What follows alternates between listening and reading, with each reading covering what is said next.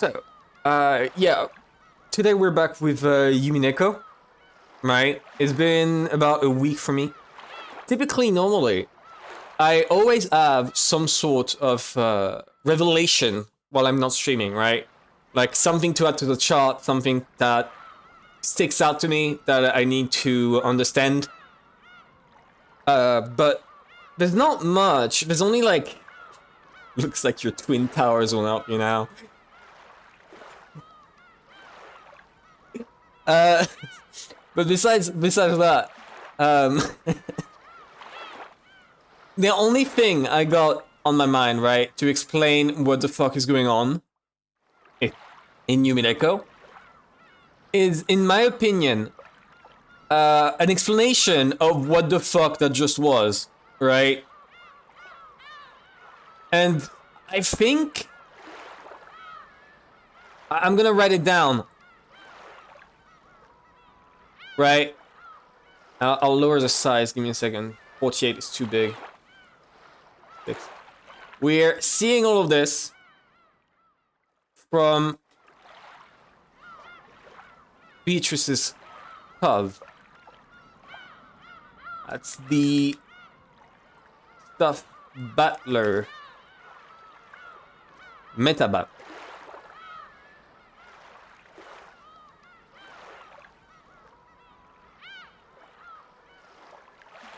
Since...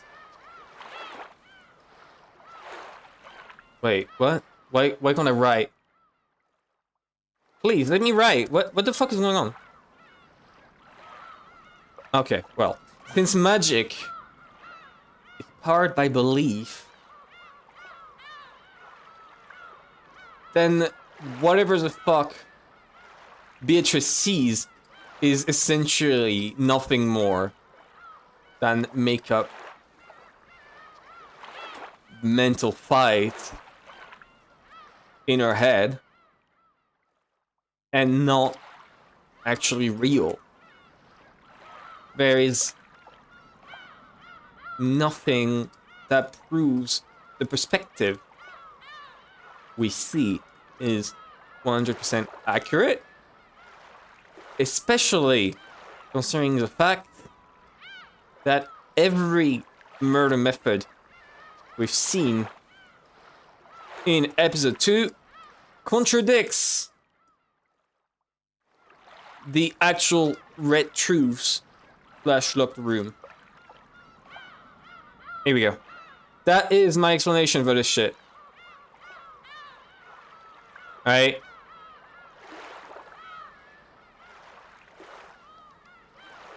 I'm gonna up the size to make sure that, like, you know, I see it.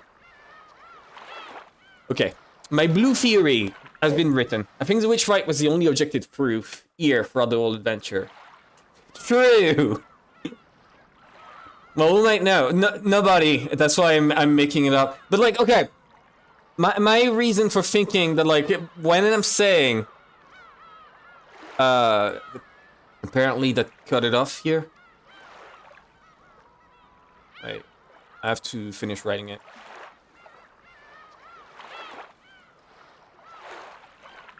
Contradicts the actual red truth. Okay.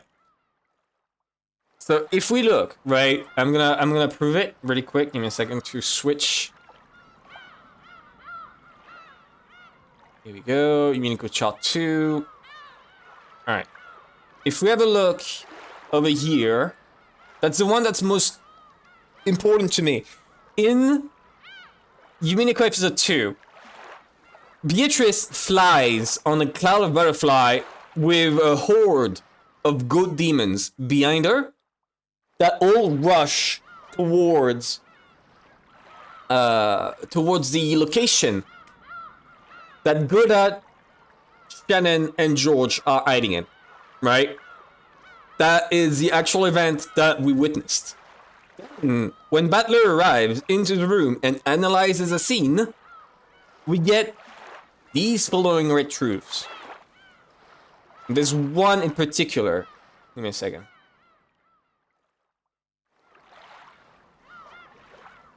No, wait. It's the same as usual, and then it says around here. It does not permit any form of entry or exit. By the way, that's they forgot to put exit here. This is a mistranslation. I remember one that says it's sealed.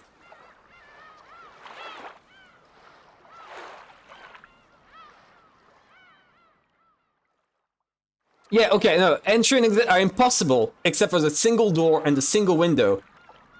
And when they're locked, they do not permit any kind of entry or exit. So even phasing through the fucking door doesn't work, right? Except, Koda locks the fucking door, and the stake in that vision still went through the door. Still phased through it.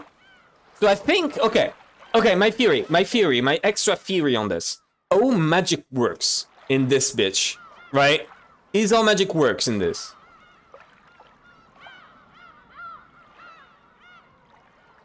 And I think that's the most important one that I need to state. In Umineko, magic works by altering the perception of weak-willed people. The likelier you are to not believe, the less subject you are to its effects.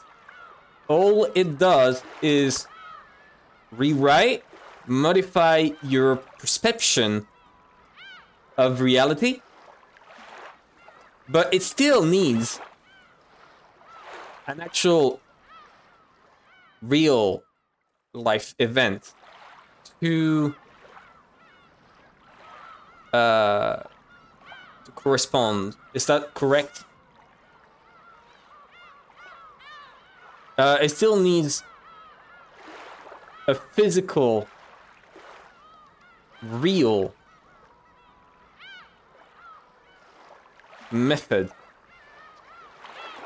to accomplish the same thing. This is why we can see Wako shit, yet the red truths directly contradicts them. Right? That's my guess. That's my guess about how magic works. Essentially, magic just makes you hallucinate. I.e., magic just... Wait, no, I'll just... Okay, I'll just make a TLDR here, right? Magic equals hallucinations.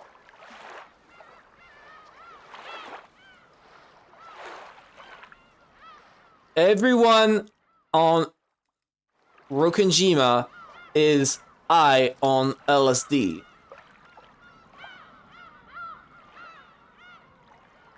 This entire island is a fucking CIA experiment gone apeshit.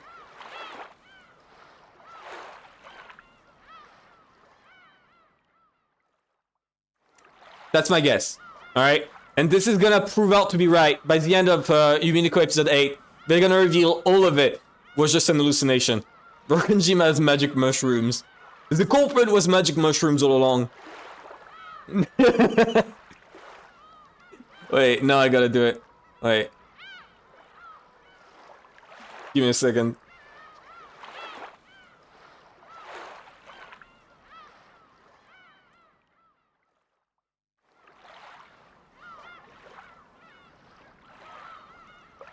Oh my god, why do they put fake transparent images? Okay, well.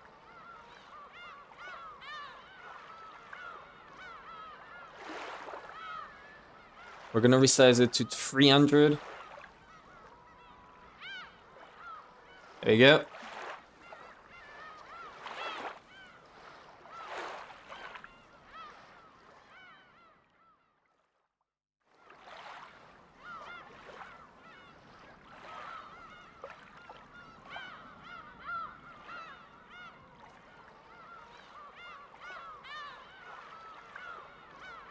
There we go. Perfect. This is perfect. This is actually perfect. I'm impressed by my logical deduction skills. It is actually crazy that I would be able to come up with something like this. Right? Like, think about it. Who else could ever come up with such a theory? Besides me. This makes me the smartest man ever. It's crazy. Okay. Besides that, besides all this rambling about fucking random bullshit. We just witnessed good old friend Kumisawa turn into a magic witch, was able to do random bullshit? I still don't understand.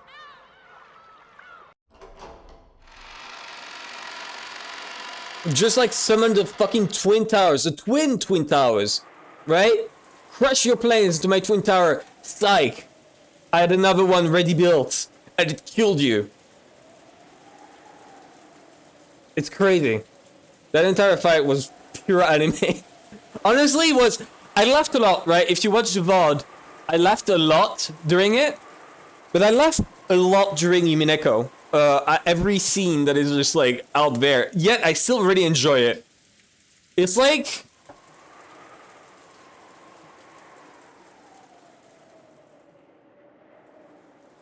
Okay. Should I make the comparison? It's like skibidi toilets, right? It makes no sense. It is so over the top. It is complete bullshit. It is just like action. Fucking sword fights, just jumps all around the place, magic, blades, fucking Twin Towers, Gungnir. Any random combination of keywords that sound magical, right? It is just pure action with all the complexity of essentially what you know when children like grab a random toys, right? They grab, I don't know, a Barbie and a fireman, right? And they just make them shoot lasers and then shoot fucking spears from God and whatever. They just make up random bullshit and just slam them together. That's what the Umineko fights are. And it's great. I'm enjoying it. I'm enjoying it. It's banger.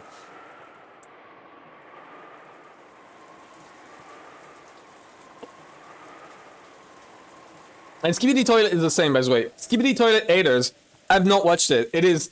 Okay, I gotta speak on this. People who hate on Skibidi Toilets just never watched it. It is unironically better than like 99% of kid media content on YouTube. It is actually watchable.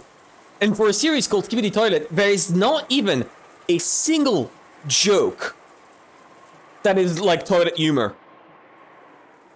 The farthest that you go into toilet humor in Skibidi Toilet is flushing the toilet to kill them. There's not a single fart, there's not a single shit, there's not a single pee. It's impressive, really. And it's just mechas. It's just giant mechas fighting each other. It's ironically not bad. If you want to just see action and things blowing up, you probably should watch Skibidi Toilet. It is not bad. I actually enjoyed it when I played it. When I watched it. Anyways. Besides that, besides my rant, let's start. Alright. Time for Umineko. After more than a week. God. Wait. Is it a week? Yeah, a week. 7 days, exactly. Okay.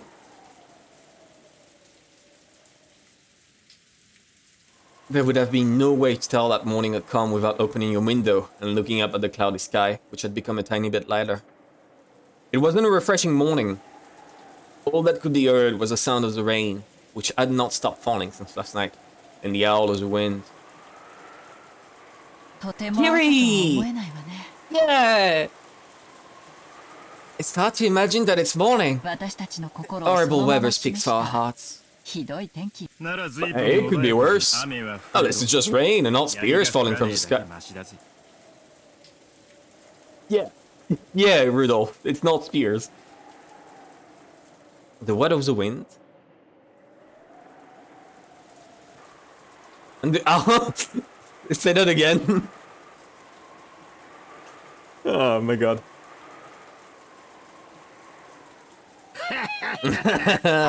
Whenever it's rains and spears, it's coming down with a bang. So it's already 6 AM? Wow. Isn't this enough? After this, we've got no measures we can take till the mystery 90%. Beatrice makes her move. True. However, I believe we have anticipated every trick they might use against us. That's right. As long as the traitor doesn't appear among the siblings, we should be able to deal with most situations. As the previous episodes have proved, I do not think that's true. Haven't we talked about this enough? We've stayed up all night. I'm tired. You're right.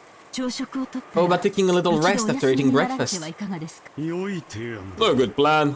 Staying up all night is trying at our age. Aren't they all 40?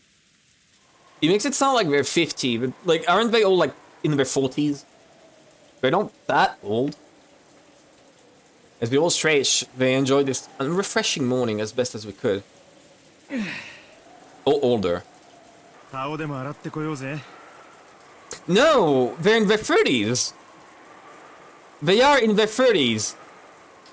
Rosa, the youngest one, right? Rosa, the youngest one, was like 10 when she quotation mark killed Beatrice. That was 20 years ago.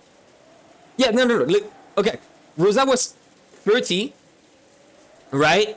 And at that time, Cross was not 18. He was below 18, maybe 17, I don't know, but he was not an adult.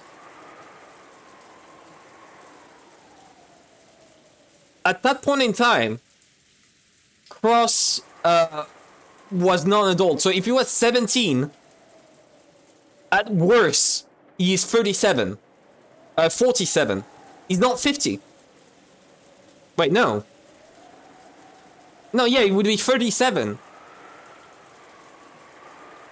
At worst. Right? I'm not sure actually. We don't have any. Okay. Well, Rosa is 30. Okay. But still. I'll go wash my face or something. I probably look horrible.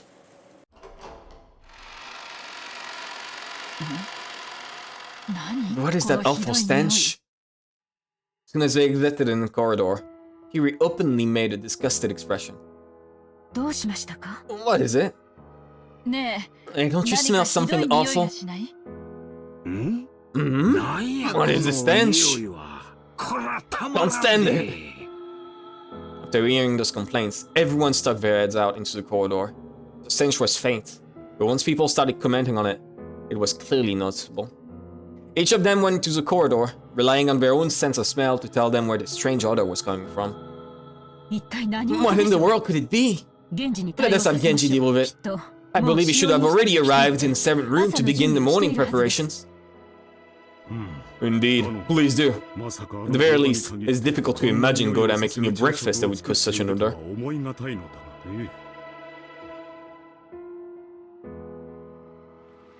Rudolph and the others searched for the source of the smell and determined that it was coming from underground. Isn't that... Yeah, it's like episode 1. Did they stick Kinzo in there again? Oh yeah, they did! That's to explain how he got cremated. But the door was locked, and they could not check inside. At the same time, when Natsui's group was on its way to search for someone in the servant room, they noticed something strange near the parlor. What is this? What a horrible trench! Who would do something like this? And it's the same, as per usual. On the door to the parlor, drawn in a paint that looked like blood, was a strange thing that looked like a magic circle. Welcome back, Sun Circle. Isn't it the German cross? There's no one in the kitchen yet. What is that? Eva's group thought the smell might be coming from the kitchen. Are they cooking them alive or dead? Had returned after confirming that no one was there, that preparations for breakfast had not yet begun. Then we noticed a change to the parlor. It's useless. The boiler room's locked. Wouldn't that be bad if something went wrong with the boiler? Has anyone spotted a servant?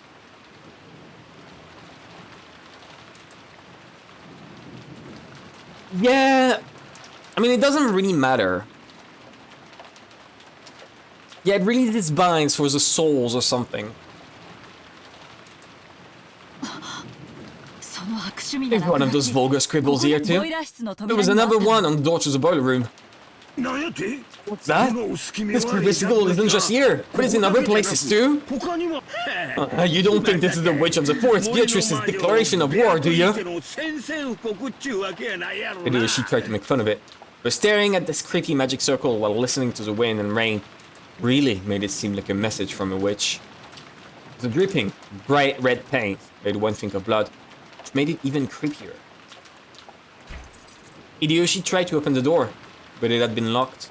As a general rule, the parlor wasn't locked. Someone had gone out of their way to lock it. Okay. Okay, we're gonna save that one, right? This is time to record the new case, right? We're gonna do it like at the top right. Up there. For this one, we're gonna start by noting down that Hideyoshi, or at least Hideyoshi says, that the general rules the parlor was unlocked.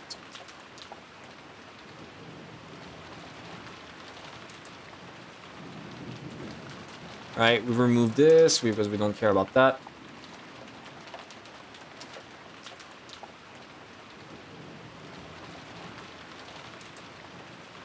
There we go.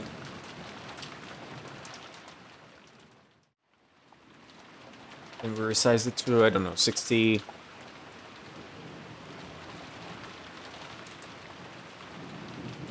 And I'm guessing all the bodies are gonna be strewn about in different places that are all locked, right? It's gonna be the locked room of this one. That would make sense. Okay. What does this mean? Could it be that while we were talking in the dining hall, someone secretly left his scribble on the doors to the parlor and the boiler room? I'm sure the servants are behind this. We were together the whole time. We all have alibis. I probably received some strange order from Father and pulled this prank. It was also the case yesterday with Maria-chan's letter. It's really easy to suspect that the servants are acting on Dad's orders and planning something. Anyway, where is everyone? They can't be playing hide and seek. Let's look for them. Before that, I'm worried about the children. They are safe, right? I'll go and check while I'm there. See if there aren't any servants there. Let's split up. Well, you go to the guest house to see how the brats are doing. We'll investigate inside the mansion. I don't want to think about it, but maybe these creepy magic circles aren't just in the places we found them already. We might be wrapped in some bizarre game of powers. I will go to him and hear the situation. I doubt he'll obediently listen to me. The adults split up. As a result, they confirmed that the 4 children were safe in the so-called cousin's room on the 2nd floor of the guest house. They had apparently stayed up late last night playing. All of them were snoring loudly, so Rosa decided not to wake them. Furthermore, Nenjo would have returned early the previous night to rest. Was also safe. Okay. That's what I was wondering. Give me a second. Cheap viewers, hell yeah! We're going back there, right? Over here.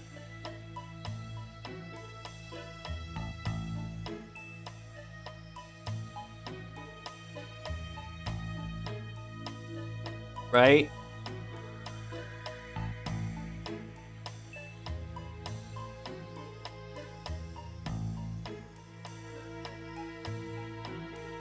I don't want to doubt Nenjo. I don't want to say it's Nenjo, but like he doesn't have any alibi. He has no alibi.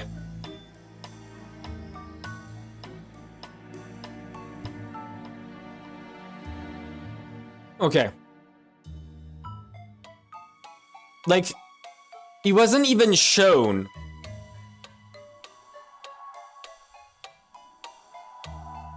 I'm gonna write it in, 24. Wasn't even shown in the cutscene. Wait, kids. There we go. Conveniently sleeping Nenjo. It's indeed believed in the phrase, early to bed, early to rise, and awoken refreshed. During that time, Kiri and Hideyoshi served for the servants, but they didn't find them. The servant room in the guest house was also empty. The children are safe. They all stayed up too late last night. The servant room is empty. I looked at the shift chart, and the morning shift begins at 6. They should have started working by now. The nap room is also empty. There were signs of the futon had been slept in, but it wasn't warm. Hey, isn't everyone's reasoning right on this? This is probably a game Father set up. He must have left us creepy scribbles and hid himself somewhere, trying to make us do something. He's saying he's trying to see who's fit to succeed his wealth and the headship. Isn't that a bit? No. It might not be strange if Father was behind something like that.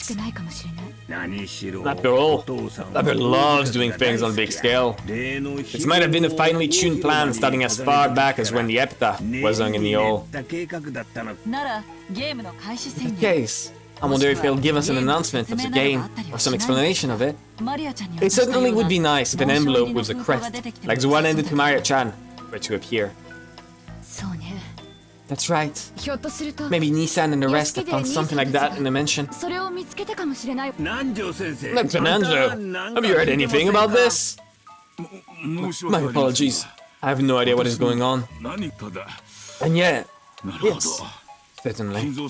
I could easily imagine Kinzo planning something on a big scale. Shouldn't we go back to the mansion for now? Maybe they found something over there. If I won't be in the way, I shall go too. I'll stay here. The children are sleeping upstairs. We don't know what's happening. We cannot leave them alone. That's right. Okay, I'm guessing it right now. A big part of episode 3 will be blaming Nenjo for everything that happened. And then Nenjo dies at the end. And then everyone's like, what? It's not Nenjo? Then it's one of us, right? I stay with Rosa and watch over the place. Would you tell that to my husband? Rosa and Kiri remained in the guest house. Hideyoshi went with Nenjo and returned again to the mansion. I don't think we need to save all of that, right? I don't think this is necessary to remember. All the corpses are already set up. Are they?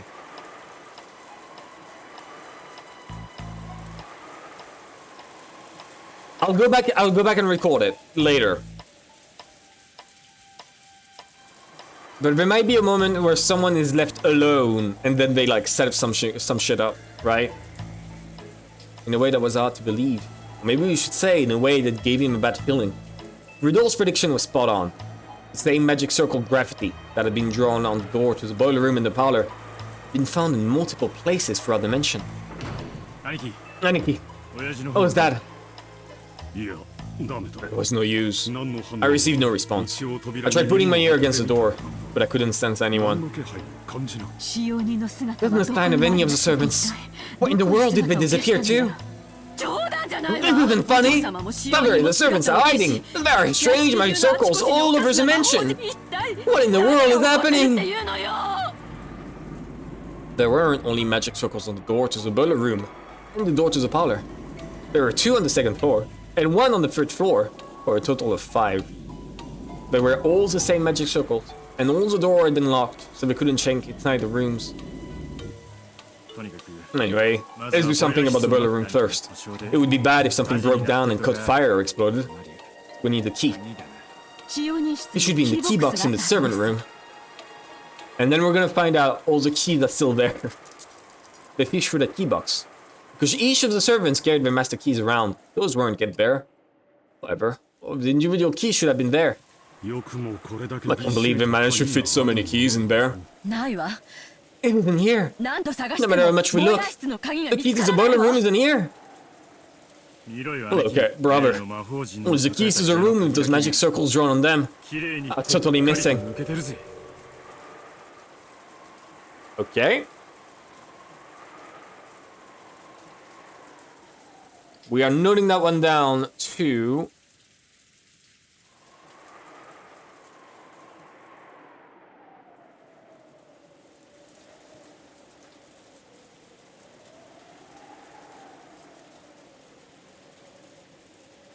There we go. It's true. Oh, bothersome. Like that's the sun. They didn't want us to go into the rooms with the magic circles. No. I went to all the trouble of making those magic circles obvious. Maybe they wanted us to enter. I think it's the latter. This isn't a movie, so breaking down the door is probably impossible. No, it's not. What are you talking about? I remember there's a tool shed somewhere that the servants can go into, and like only the keys to the room with the circles are locked. So, like I know that you have a sledgehammer in there. I know you do. Natsui. Tell them that. You take the sledgehammer that no door can stand. Even a crowbar, right? Crowbars do the trick. Anyways, smashing a window might do the trick though. For well, cross-pondered over whether the situation really called for smashing a window. At the time, Hideyoshi and Nenjo returned. There was nothing strange in the guest house, and the children were safe. They told the others that Rosa and Kiri had stayed to watch over the place. Good morning. I heard that something strange has happened. Good morning, Dr. Nenjo. I apologize for waking you so early in the morning. What is it? Did you find a letter or something? I'm sure you'd have found something like that by now. You're right. I also believe this to be a massive joke, or game of fables. But if that's the case, there should be some letter telling us about it. Like the letter that was given to Maria. What if Maria's letter was actually the announcement, telling us that the game was on? The rules of the game, for solving the riddle of the epitaph, have already been made clear. And what might the 5 magic circles we found in the mansion represent? And the missing servants. Natsui, how many servants were there today in total? Genji, Goda, 5 of them. But why? So there are 5 servants. There are also 5 magic circles. It's probably a coincidence. But I don't like it. Nisan, let's break a window. We should check and see what's inside. We have no choice. Do it neatly. Cross made his decision and gave permission to smash the window. And he decided that the first room they would break into should be the parlor on the 1st floor, when the windows would be easiest to reach. That does remove a safe place for them. They'll be forced to stay on the move, I think, now. They had hoped to peek in through the window, but the curtains were down, so they couldn't see inside. Rudolph wandered around the garden, trying to find something that would be good for smashing the window. Eventually, he found a rock bigger than a fist and came back. You don't have to smash the whole thing. Just open it enough so you can reach the lock. Get your hopes up, okay? Rudolph raised like a rock and hit the glass with it several times. Eventually, he succeeded in opening a hole big enough that he could unlock it from the outside. Covering his hands with a handkerchief, he stuck his hand through that hole, cautiously unlocked it. We should probably cover it with packing tape later. The rain will get blown in. When he suddenly opened the window, the wind and rain made the curtain dance around violently. That curtain was blown to the side. They could see into the parlor they knew well. They were a little relieved. They thought there might be another bizarre magic circle inside the room. Or possibly the traces of some creepy ceremony. Probably is, though. In any event, they didn't want to hang around out in the rain. So the 6 of them, Cross, Netsui, Eba, Hideyoshi, Rudolph, and Nenjo, entered the parlor as a group. Don't know if that's relevant. I don't know if that's relevant, so I'm gonna like capture it and put it to the side, and then I'll delete it if it's completely useless. No! Okay, I accidentally clicked crop at the top. I thought that fucked everything up. I would have cried. I would have cried so hard.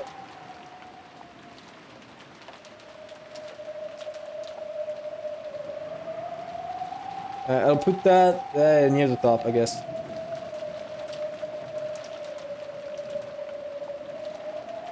Right here.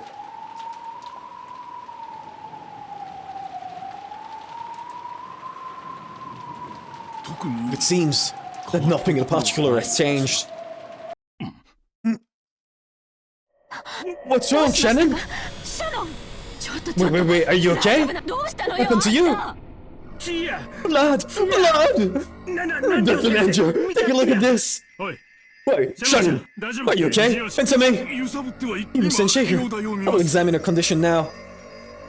She had been in the shadow of the sofa, but we hadn't noticed her until we had entered the room. Shannon was lying on the floor, her chest stained bright red with blood. Hey! Butler! Where are you? Look! Shannon's corpse is turned up! See? I won't believe you anymore, so come out! Oh, there you are. What are you doing? Clutching at your head in a place like that? Butler was crouching on the table, holding his head. Exhibit stage left. He did. Poor Butler, poor Butler. His pitiful figure made it plainly clear that he didn't want to see anything. Didn't want to hear anything. He heard Beatrice's sneering voice. Could he not hear? Or was he pretending that he couldn't hear? In any event, it was clear that he closed up his heart like a shell. Perhaps you tormented him too much, milady. After showing him all that and demanding a counter-argument, I can understand why you'd want to mope around. Hey, Butler! If you're gonna argue back, then resign, okay? It's your turn! If you don't make some move or pass, or I'll give up. We won't get anywhere. Huh? What's that? I can't hear you. I said be quiet!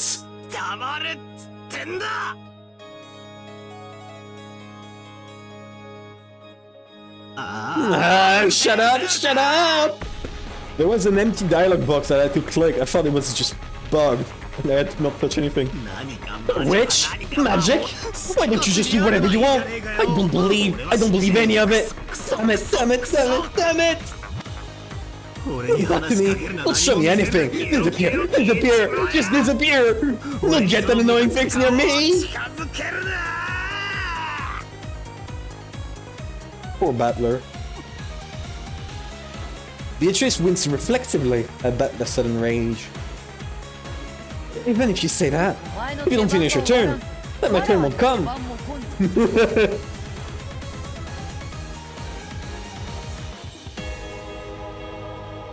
She looks so distraught.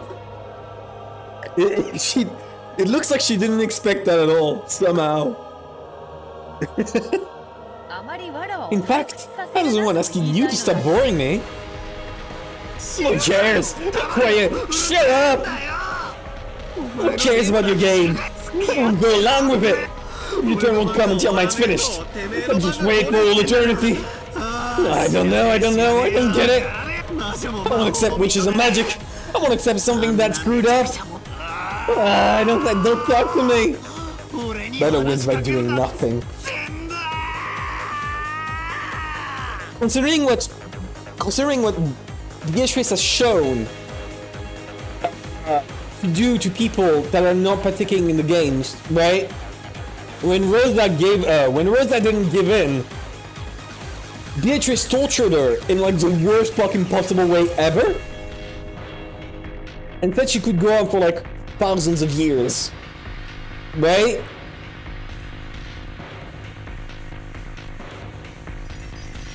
I think it's better for him to do something.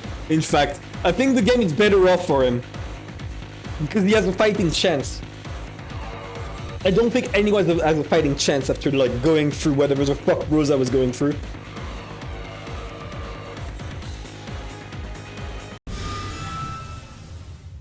What?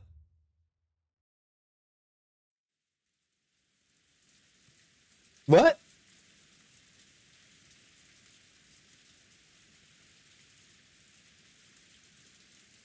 Did he develop magic? I don't know what's what anymore. After being shown something that screwed up, how could I resist?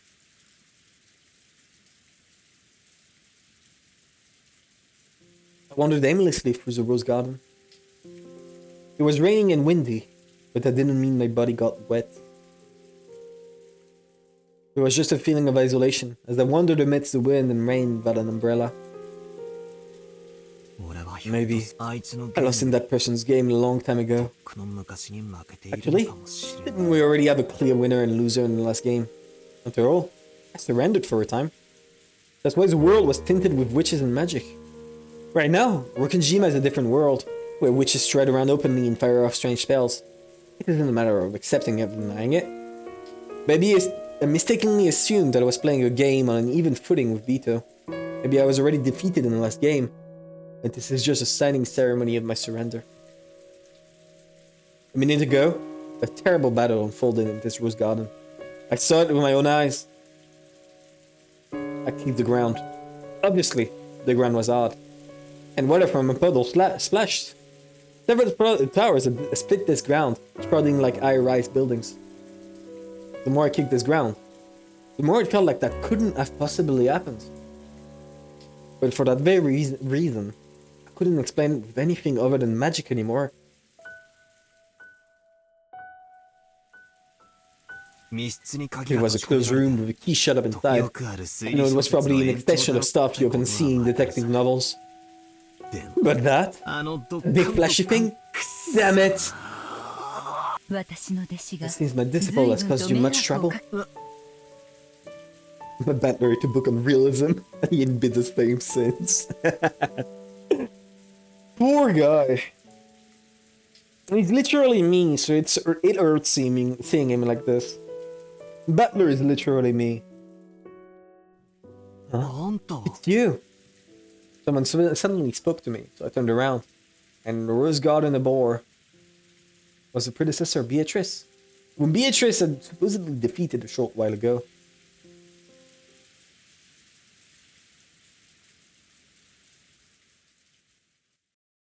Hello? I was sure you died. So, you survived. No, I did die. So I am nothing more than a defeated chess piece fluttering outside the chessboard. You're Beto's teacher, right? In other words, you're a witch too? Yes, that is correct.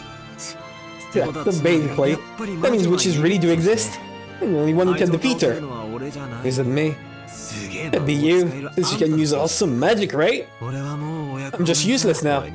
There's nothing you can do anymore. Oh my.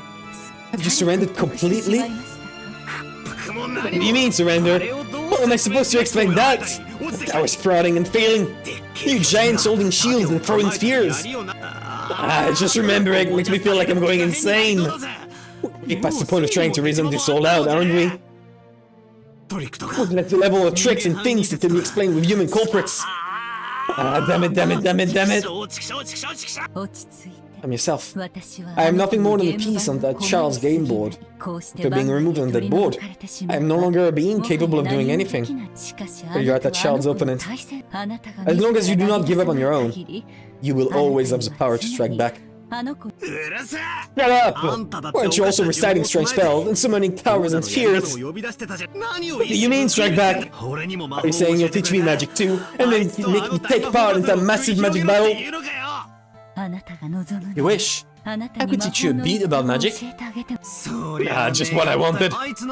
Give me some health and magic to smash through her chest in one blow. Don't screw with me.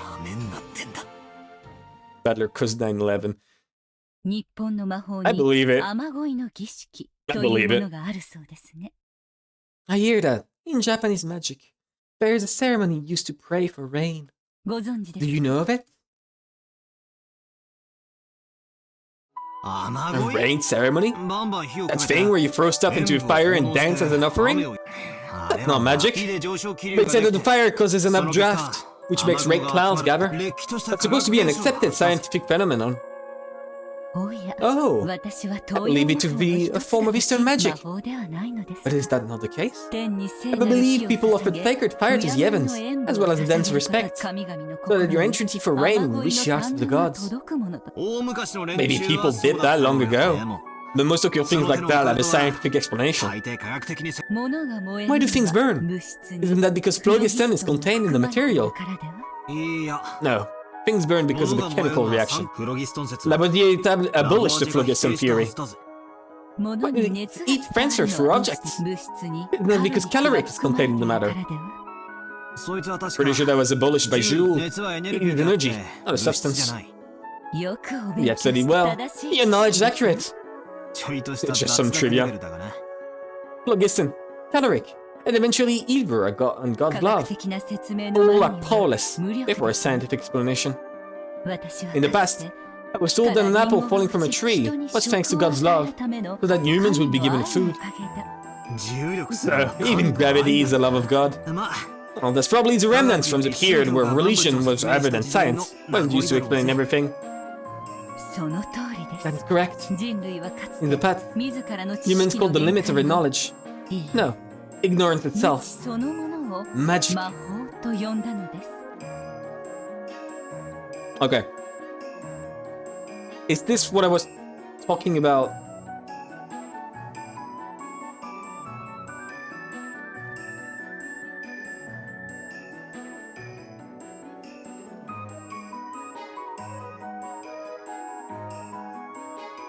Okay.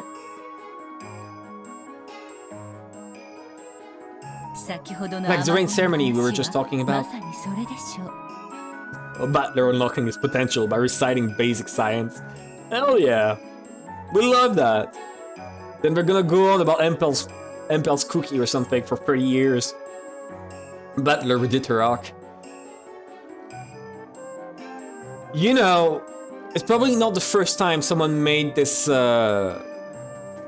this comparison, but I do believe that if Battler was like real and in the modern day, he would be a Redditor. 100%. He would be 50 years old too. 60. Oh, fucking hell. Move away. Fly flew by my face. Did the people of ancient times realize that there was a scientific explanation? Fire gave rise to heat, whose updraft summoned clouds. Even without understanding these things, they at least knew the result. That probably happened a lot. That's that called knowledge of the ancestors. Even without understanding the reason, through long experience, they knew that they'd achieved results. Phenomena whose principles they didn't understand are probably the same as magic to them. Like this person just said, ancient people who didn't understand those principles probably believed that. Through the red ceremony, their wishes would reach the heavens and make rain fall. To them, that was certainly magic. As long as they didn't understand updrafts, if you push an electrical switch, the light turns on. Children do not know the scientific principles behind why a light bulb lights up. They only know the result when they push the switch. If you obtain such a result by knowing the principles, doesn't that make it magic to them? That's pretty interesting. Well, logically, that's true. For example, I don't have a clue why the bronze tubes in a TV show a picture. Still, I think it's totally normal to see things shown on a TV. Even if I don't understand the principles behind bronze tubes, I at least know that if I push a switch, I can watch TV. It's exactly the same as having a rain ceremony without understanding updrafts. In other words, if I don't know the principles, even TV is the same as magic. Not even magic itself, I guess.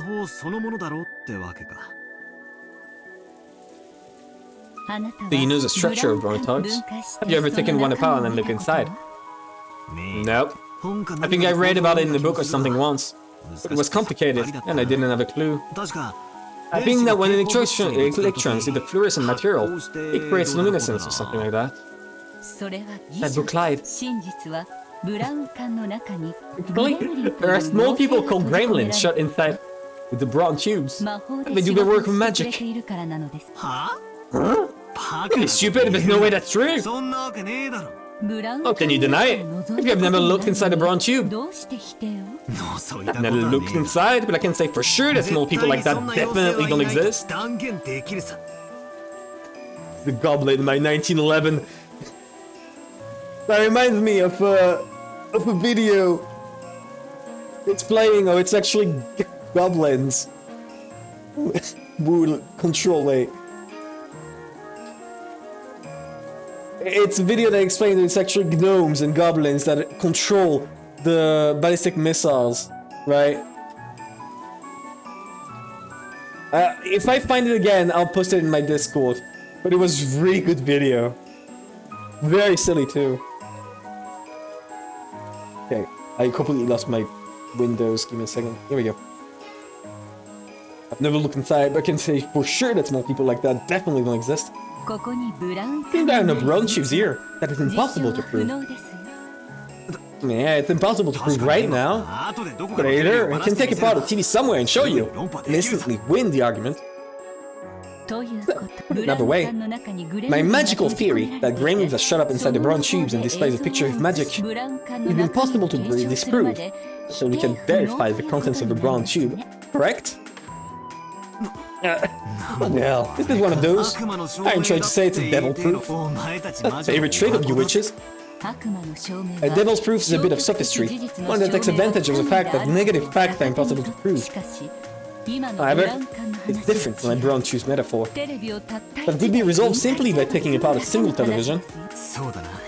You're right. It isn't really a devil's proof. Yeah, I propose to start with furry. I propose the magical one. One of those is the truth. And which one it is can be ascertained the moment you look inside a bronze tube. However, until the instant that happens, we cannot deny each other's theories. Even though only one truth exists, until you look into the bronze tube, you can have two conflicting truths existing at the same time. You have a realm in which two truths can exist simultaneously, even though there must be only one truth in existence. So, is magic about creating another truth?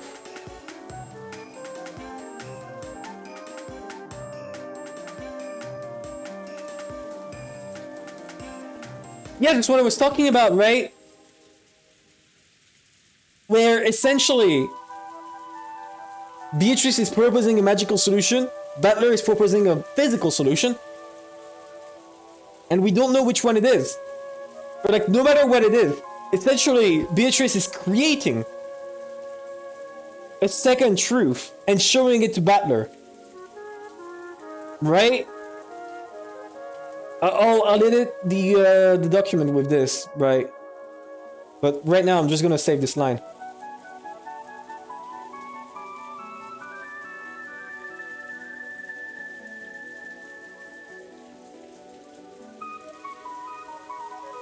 There we go. We're gonna remove the tube. Here we go. We're also gonna move all that shit because this is not actually useful. This is just placeholder for edits later.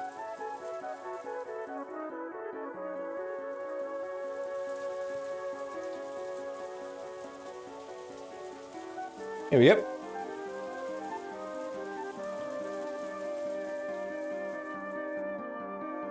Is the cat in the box alive or dead? If you open the box, you will learn the answer. Yeah, exactly. You will learn the truth. However, until you open the box, you can claim that the cat is alive, but you can also claim that it is dead. Both claims are the correct truth, according to the people making them. And even though the two sides are in conflict, neither can win the argument as long as the box remains unopened. In other words, two truths can exist at the same time. Even though there can only be one cat in the box, it is packed with a living cat and a dead cat, forming a strange separate world. That is what Rokenjima is now. This island is now a different world, where scientific theory and the magical one can exist at the same time. To a resident of the world of science such as yourself, at a glance, you now feel as though this island had been sucked into a world of magic. That might not be wrong, but it is not accurate. Strictly speaking, it has been moved from the world of science to the gap between that world and the world of magic. So at a glance, it appears to you as though the world is tilted towards the magical side, but in reality, this island is now in a perfectly impartial position with relation to those two opposing worlds. You carry? Oh yeah, the border! This is all because of... No. Did Gensokyo exist back then? Probably, because it was here for like 100 years.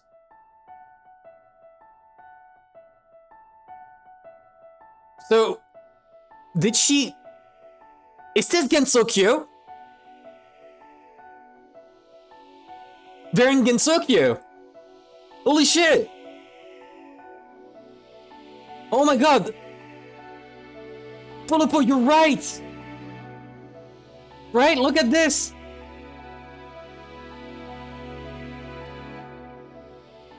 Holy shit!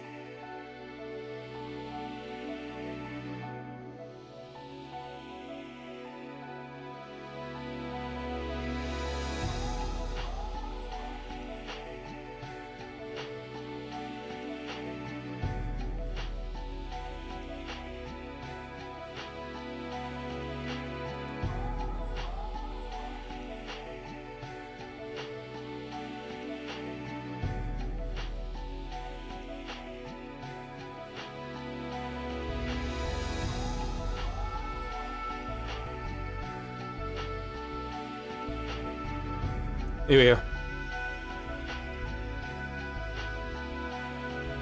That's why it appeared next to Misty Lake.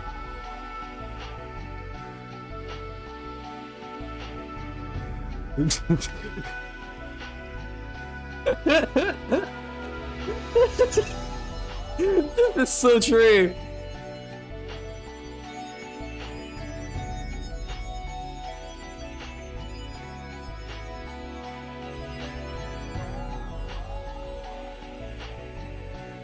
Wait.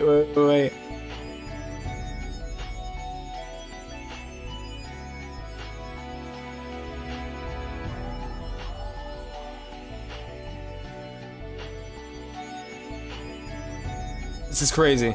I can't believe we figured this out. This is insane.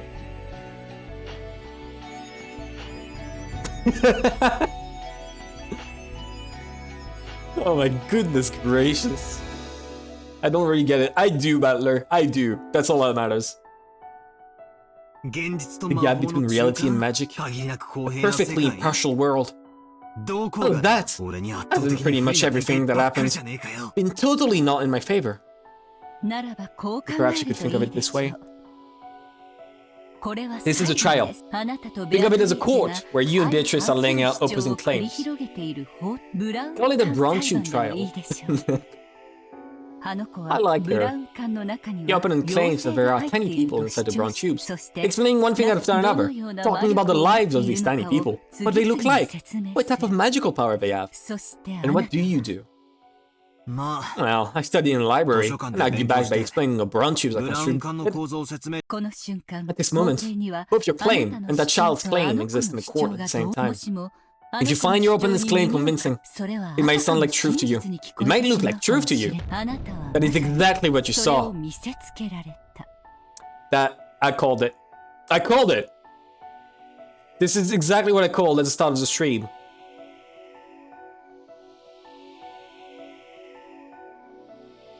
Holy shit. Hell yeah.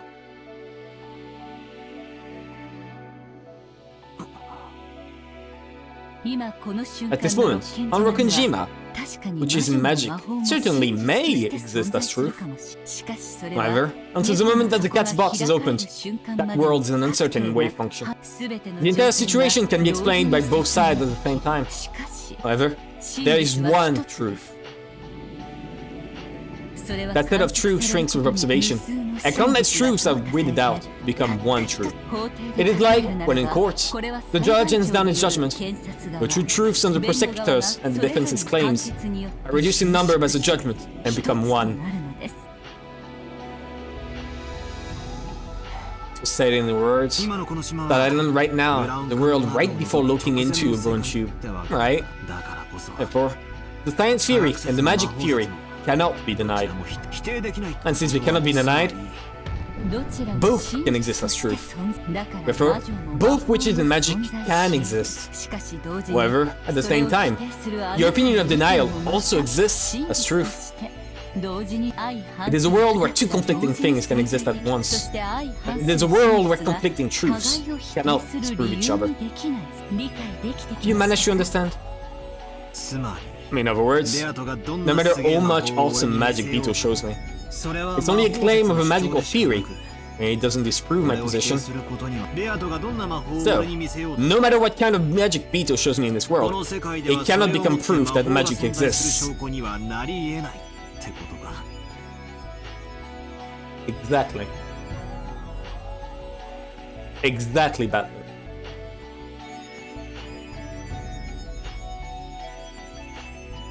I'll go back and highlight the important parts once this conversation is over.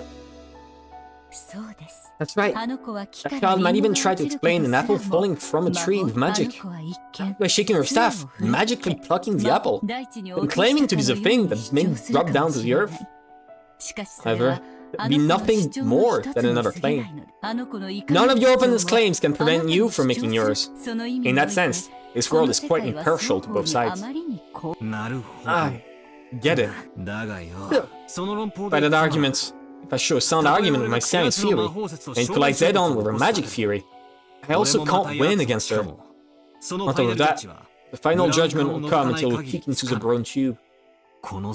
Where is the bronze tube in this world? Because it exists, there should be no reason for us to argue. Why don't we just get along and peek into the bronze tube? There really is a tiny person in there. It's my complete loss. Otherwise, it's my victory.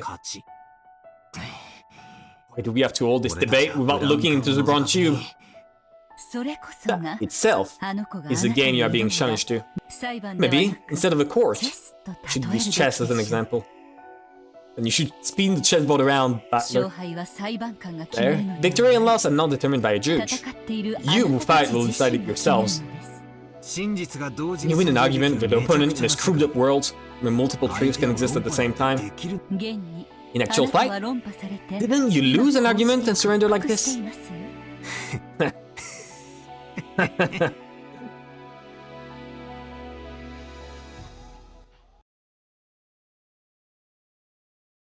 I really wonder. I really wonder how episode 5 to 8 are gonna pan out. Right? Because it's called the Answers arc. So are they gonna play more games at that point? Or are they like going to go back one by one through each episode? I doubt it's that. I doubt they'll go back one by one through each episode and solve everything for us. That would be weird. They are called Shiri. What does Shiri mean?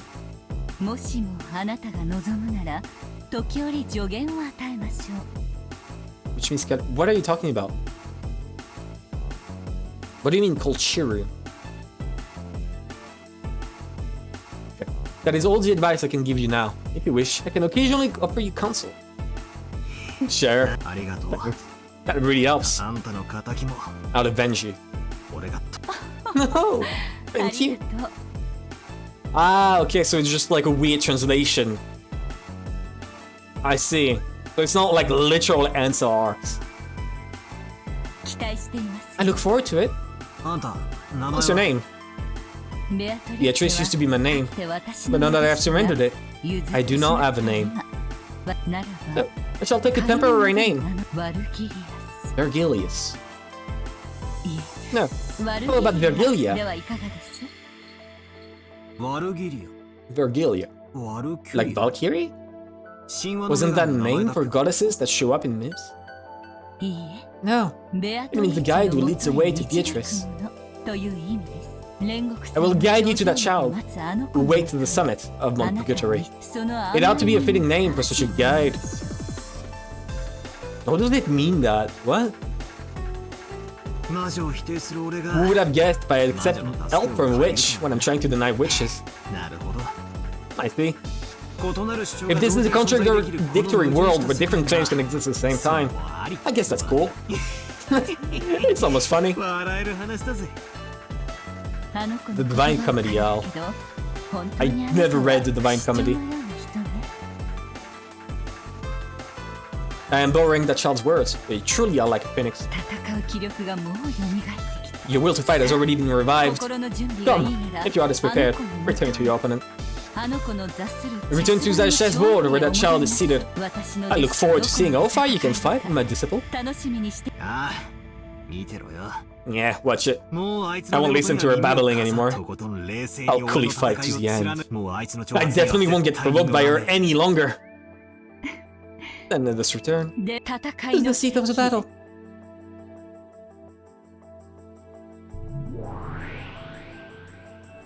Whoa, battler! Where did you run off to? And I thought Lorzes never came back for more. Sorry to keep you waiting. I pulled my head a little. And did you think of response that pleasant, thrilling, refreshing, highly acclaimed, wonderful fantasy battle between teacher and me? Isn't that impossible to explain about fantasy? Milady, didn't you just promise to be kind and act more gracefully? Ah, oh no, no, no. I just got in such a good mood when I saw Battler's face, you see. Look, look, look, look.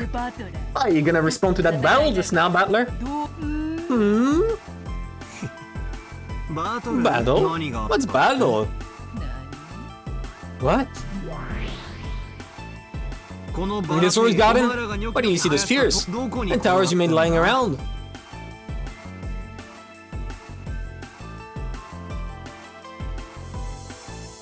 They aren't here, are they? In other words, it's just like the inside of a brown tube. The inside of a brown tube. Maybe you should explain your analogy from the start. Battler. Thomas. What in the world are you talking about now? At this very moment, there's nothing at all in the Rose Garden. Towers may have been trotting with magic until a short while ago. However, that's only the case until we see what's inside the brown tube. That magical battle is nothing more than your interpretation, your claim. The fact that there's absolutely nothing to see here proves it. This is why I argue back about that witch battles now. Right now, there isn't anything here which proves that nothing happened. Battler is so right. Nothing ever happens. Never forget that. If there's a moral to this story, right? If there's a theme to this entire story, it's not feminism, it's not a consequence of patriarchy on women, right? It's not child abuse, it's not the cycle of trauma. No, it's that nothing ever happens. Keep that in mind, alright?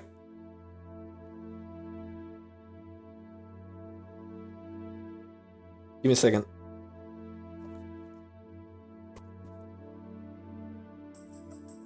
Here we go.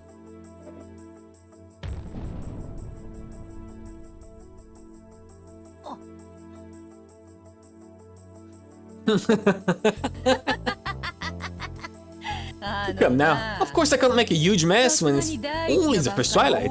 And I am rather fond of that Rose Garden, you see. To prevent any damage, I had the fight occur inside the barrier.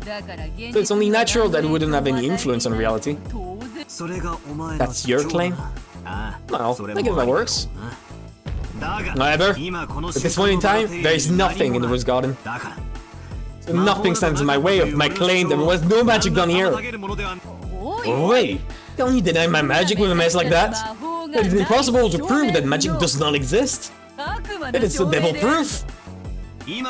At this point in time, this garden is the truth. The instant you look inside, the tiny people inside the brown tube will vanish. I feel like the volume is too high. By the way, what do you guys think? I'm noticing. I may lower it down like a tiny bit. I hope it's not too loud. There are no traces of magic here at all. So the battle between you witches did not take place. What? What the? Counter? That power? Could it be? Have you forgotten, milady? It is a multi-layered worlds reduction technique. What? The power of a finite witch. The counter is the power of an endless witch. Only an endless witch can perceive it, and it is most effective against such a witch. Schrödinger's cat box? That old egg of a witch? What an uncalled for hint! We've lost time, including the 5 servants and grandfather.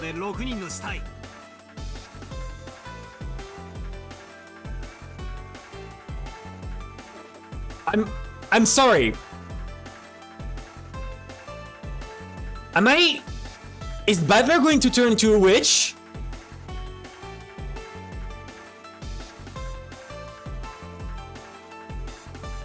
Battler is going to turn into a witch? Holy shit! There's no way.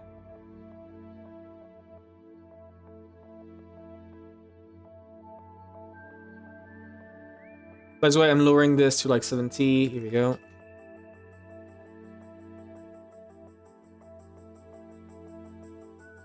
Where do I put it? This is pretty important.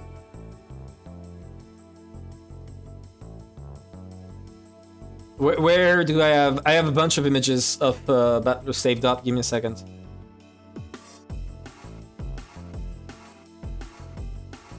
Where is Battler? Battler, show yourself. Show your face, Battler. Now. Please. There you go. Found it.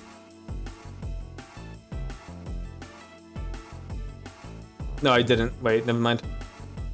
Wait, no, I did. Okay. Edit.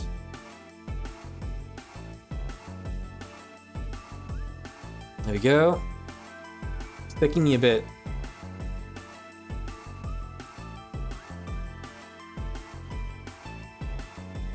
Here we go.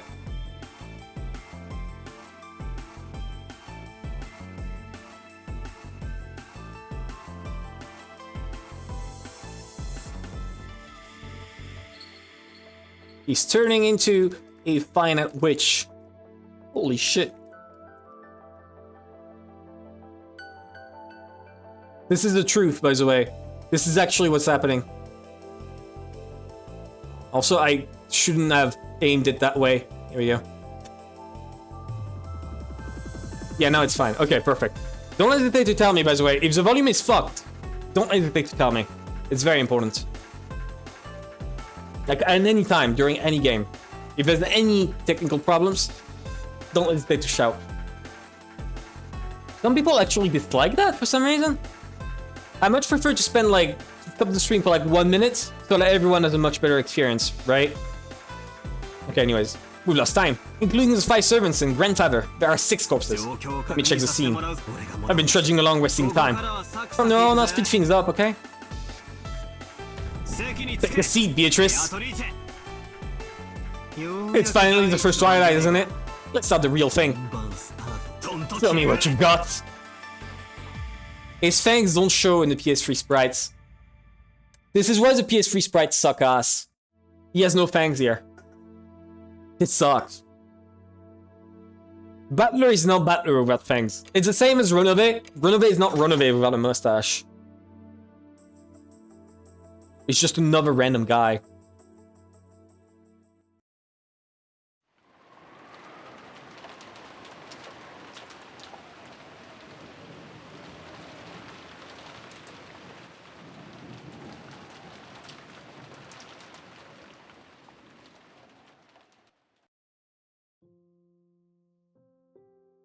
Forget what the adults expected.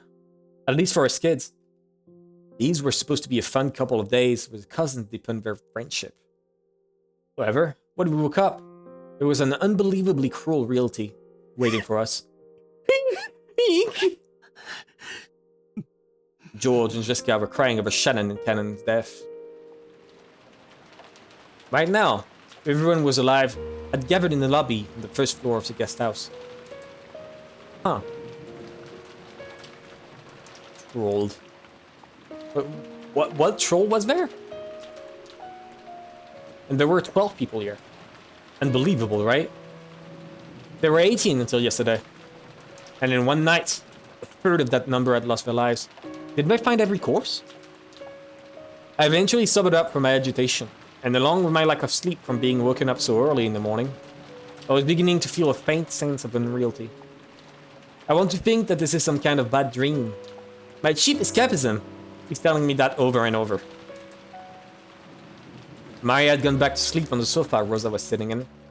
Rather than her having nerves of steel, she probably genuinely hadn't had enough sleep.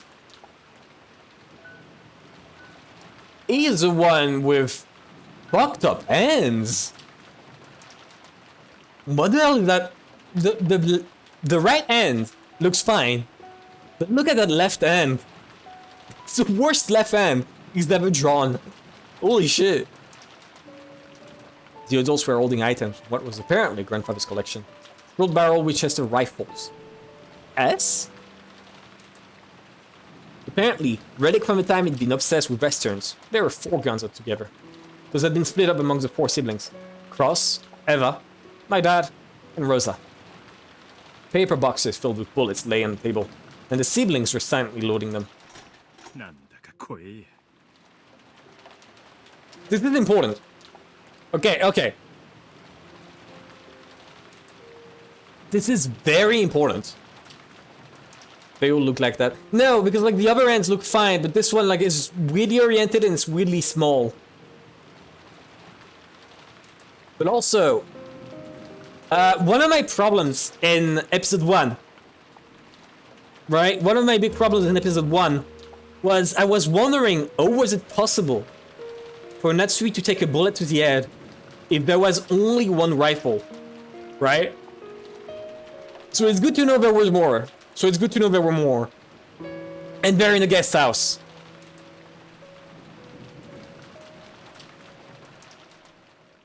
I might put it in the episode 1 shot. Give me a second. Yeah, this is episode 1 shot for sure. Give me a second. Episode 1 shot.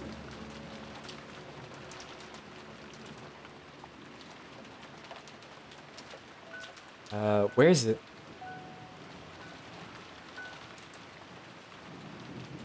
File location. Edit. Here we go. God, this one is so small compared to the new ones. Where is it? Here we go. There are 4 guns altogether.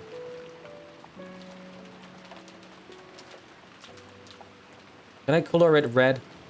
No, I can't. It looks awful. We have 4 people running around with rifles. I mean, okay. It's important to realize they all have rock-solid alibis, in that all 6 of them were in the exact same room the entire night. This is not an alibi you can prove wrong, right? They were all in there, 7 of them, all corroborating each other's like words, saying they were all in the same room. In fact, the ones that don't have alibis is the kids and Nenjo. Also, wait, did we? We know she's dead, but we don't actually see it. Also, did we? Is Virgilia? Yeah. We get to see her. A now retired Endless Witch and Beatrice's teacher. She used the Endless Magic properly and devoted her life to the smiles and happiness of many people. Her dress is massive. Like, look, compared to... How tall is she? Feathery arms. Or freakishly long legs. It's one of the two. Either feathery arms or freakishly long legs. She taught Beatrice the endless magic, believing that Beatrice would also devote herself to the people, and retired. Though she was Beatrice's teacher, she was also a magician employed by Beatrice's family. For that reason, he interacted with Beatrice in a manner fitting for her servants. Don't point this as a source of Beatrice's arrogance and recklessness. It's all your fault, Virgilia. It's all your fault. Because you're showing me a wink. Because she's a servant, yeah. Because she's a servant. That's why. Remember, she was employed by Beatrice's family. It's a little scary. Even now touching one of these. Remember that Kinzo did not make that symbol. That is the Beatrice symbol. And he just used it for his own family. Remember that part. It's important. I get the feeling that Dad will yell, "Don't touch that!" And at me. Well, isn't it great? Yeah, look, his ends are fine, right?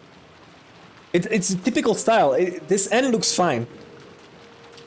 But Rudolph's end is fucked up. No matter how much you touched him, you won't be it again. I don't believe it. I think that father would meet this kind of end. Well, I never did expect Kinzo to die normally in his bed. But even so, it is too horrible. Hey, I wonder if that really was Faber. It might be a different person's corpse. He used as a substitute to trick us. No, it was Faber, without a doubt. The polydactyly thing. You saw his toes, right? Generally speaking, there aren't many humans with 6 toes on both feet. But that doesn't mean that such people don't exist. I've heard that polydactyly isn't that rare of a disease. He was the man who liked large-scale tricks, right? He might have obtained a corpse from somewhere that had the same number of toes on both feet. I'm gonna shit myself. What the fuck? There's a fucking mosquito flying around in front of my fucking eyes. Where are you, fucking bitch? Where are you? I will get your ass. Mark my fucking words. Wherever you are, whoever you are gone, buddy. You are gone. And you will be forgotten. Fucking bitch. I can't see it.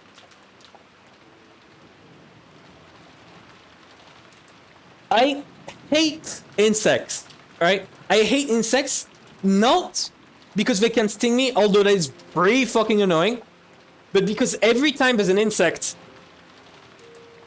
I just can't do anything. I just cannot do anything.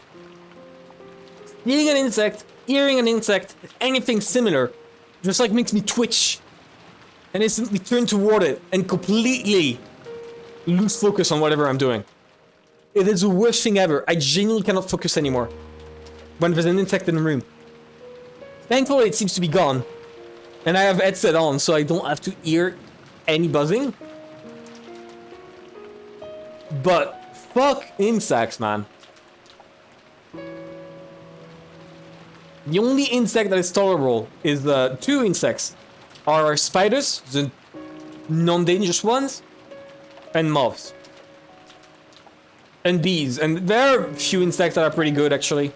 But there's a lot of them that just... Fuck off, man. Why would he do something like that? I'll agree if it was a normal person. But it's his father we're talking about. You can't be sure Kiri talking nonsense. After all, burning a corpse makes it hard to identify. Still, there should be a few ways to examine him from his teeth and bone structure. They're not updating it. If the police investigated, of course they'd be able to know whose body it was right away. The problem is that we need a telephone engineer more than the police right now. The bus probably won't come in this typhoon. So will they arrive tomorrow? Most likely. The boat will come again at 9 tomorrow. Then I believe we will be able to contact the police. And the same for us. And the culprit. Until the typhoon passes. Until the seagull cries. This island will be closed off.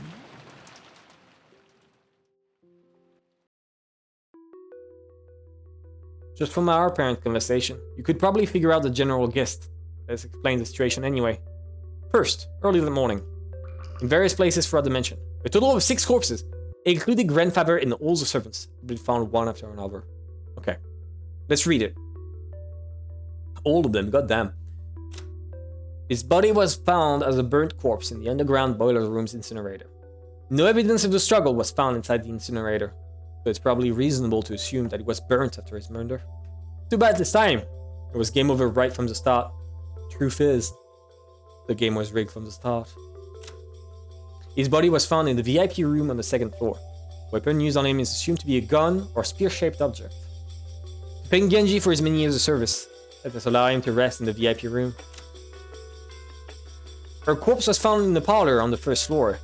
The weapon used on her fucking thing. Stop playing in front of my face. God damn you. It is assumed. Okay. The channel of the parlor, with wonderful view of the rose garden on sunny days. Corpse was found in the chapel. The weapon used on him is assumed to be a gun or spear-shaped object.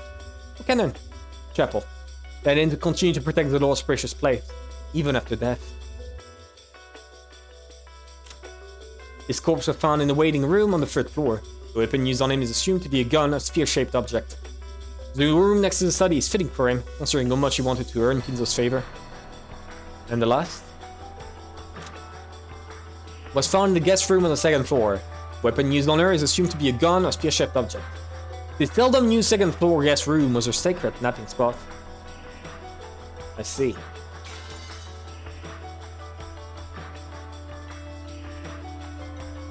Grandfather had been the...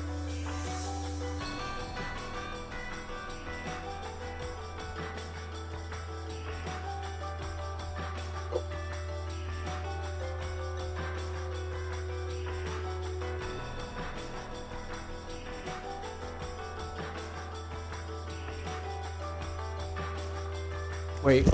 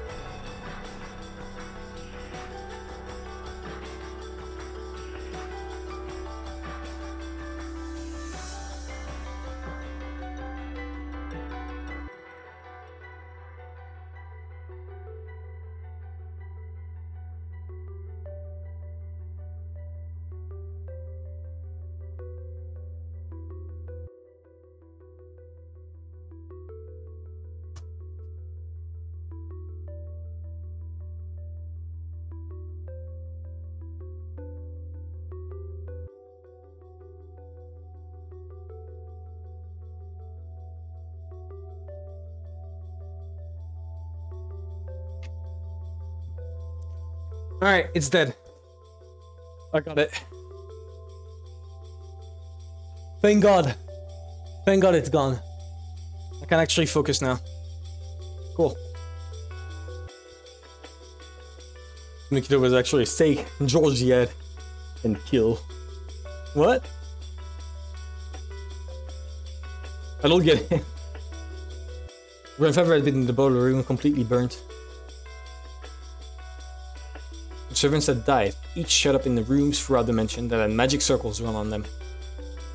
The cause of death for the servants was uncertain.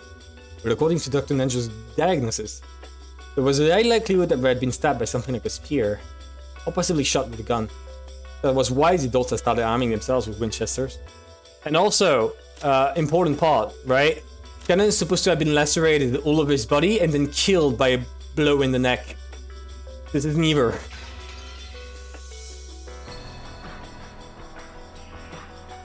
And what made the situation even more chaotic was the fact that the telephones had become unusable. If you ask Beatrice, she's gonna say, "Oh, I healed the body to set up the closed rooms," right? She would say some dumb shit like this. It was unknown if lightning had caused them to break down or if the culprit had broken them. At any rate, since contact with the outside had been cut off, we couldn't reach the police. So until the typhoon passes and a boat comes tomorrow morning, we'll have to protect ourselves. After all, Rokujima is now isolated by the typhoon, and just as we're stuck on the island, so is the culprit. It seemed that the adult has stayed up all night, holding this family conference and the mansion's dining hall the whole time. And yet, the crime had occurred in the mansion. So right when the adults had been in an uproar over money, the murderer had been killing under the same roof. They say Onatsu has been strict about locking the doors and windows at night. He had some suspicious person that entered and left the mansion. The adults had decided that the inside of the mansion was too large to be safe. We had pulled out the guns and moved to the guest house where we had been. Which brings us to the present. George begged to see Shannon's corpse, but the adult had refused, saying that he mustn't do so until the police arrived. That wasn't just because they wanted to seal the rooms for the scene. After all, the culprit who had killed 6 people was wandering about the mansion. To the Ushiramiya family right now, the mansion that should have been their home was now a danger zone that an unknown murderer could enter and leave at will. After all, it's a huge mansion. There are plenty of blind spots and dark places, and it's too vast to guarantee absolute safety with this number of people. Relatively speaking, the guest house was much smaller. It had 2 above-ground stories, something like 10 or so rooms. Apparently, that had originally been constructed to serve as a small hotel, as part of the plan to turn this island into a resort. So it was easier to know what was going on everywhere inside it, and be easier to keep it safe. It made for a good place to hole up in. Also, it was extremely likely that this mass murder of 6 people was a game. After all, the culprit had proclaimed so in a letter. I heard that a Worcestershire envelope with the family crest, just like the one Maria claimed to have received from Beatrice yesterday, had been found in the boiler room. That's new. This was what the letter said. So there will be no misunderstanding. The game I seek is for everyone to try and solve the riddle of the epitaph, not for you to try and catch me. If you don't solve the riddle, the pitiful sacrifices will further increase in number. It would be wiser to spend your time solving the epitaph instead of searching for me. If no one can solve the riddle, no one will survive. If a person appears who can miraculously solve it, I will give them all the gold of the Golden Land, the Ushiramiya family headship, and all of my power. I was the one who succeeded the Ushiramiya family headship after Kinzer. I look forward to seeing who will succeed to that headship after me. The Golden Witch, Beatrice. This riddle of the epitaph was that thing. That strange epitaph written by the portrait of the witch on display in the hall of the mansion. Grandfather was the one who had it written, and the person who solved it would, supposedly, be given the inheritance of the hidden gold or something like that. Ever since it was first put on display there several years ago, the relatives had secretly tried to solve that riddle, despite saying on the surface that the whole idea was silly. However, up until today, no one had solved it. We were once again being urged to solve that unintelligible riddle. At this time, we were faced with a threat that we'd all be killed if we didn't solve it. I tried thinking about the riddle and then I gave up really quickly, because it feels like the type of shit only people who are inside the game, who knows the lore, could be able to solve it, right? Like, how the fuck are you supposed to know there's a chapel without playing episode 2? How the fuck are you supposed to know there's an hidden mansion without playing episode 3? The characters already knew both. The viewer didn't.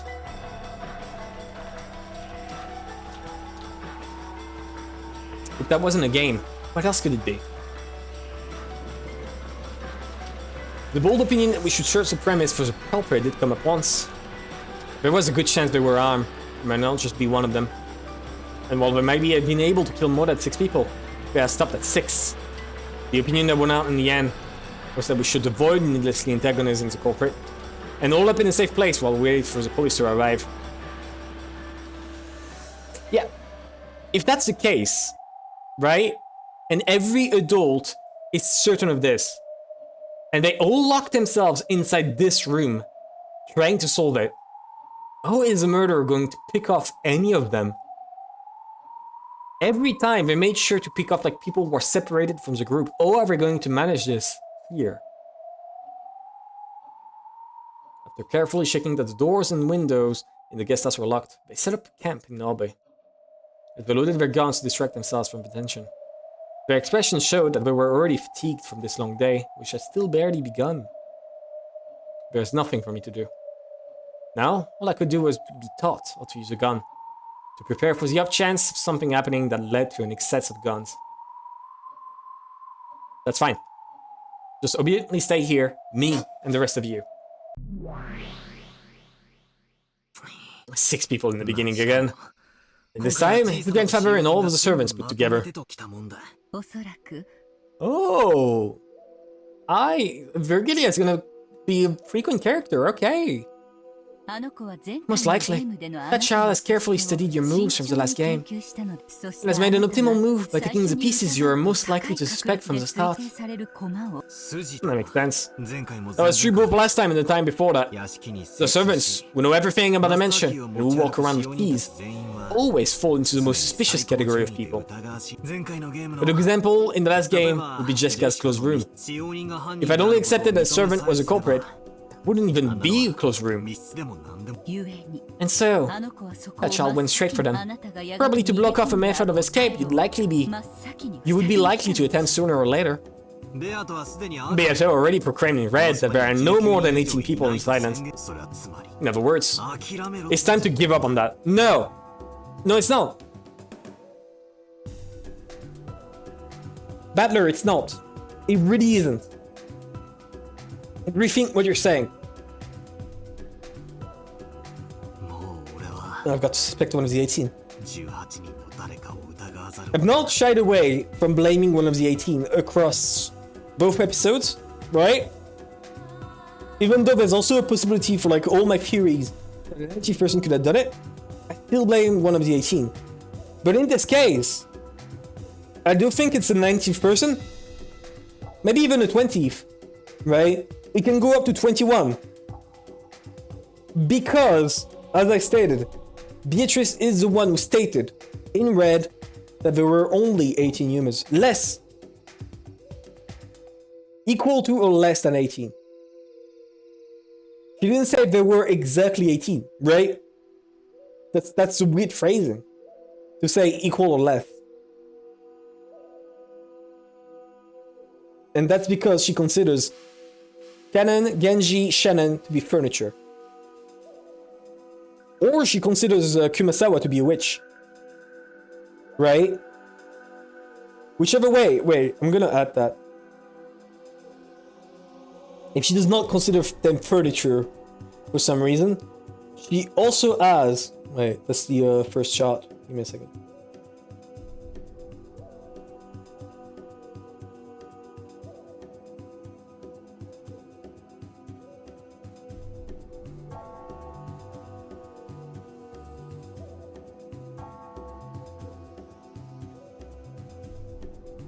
Wait, here we go.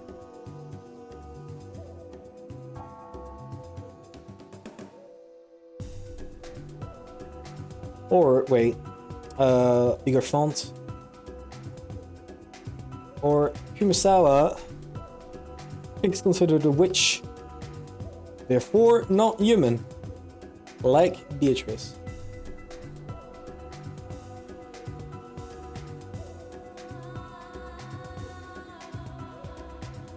Here we go.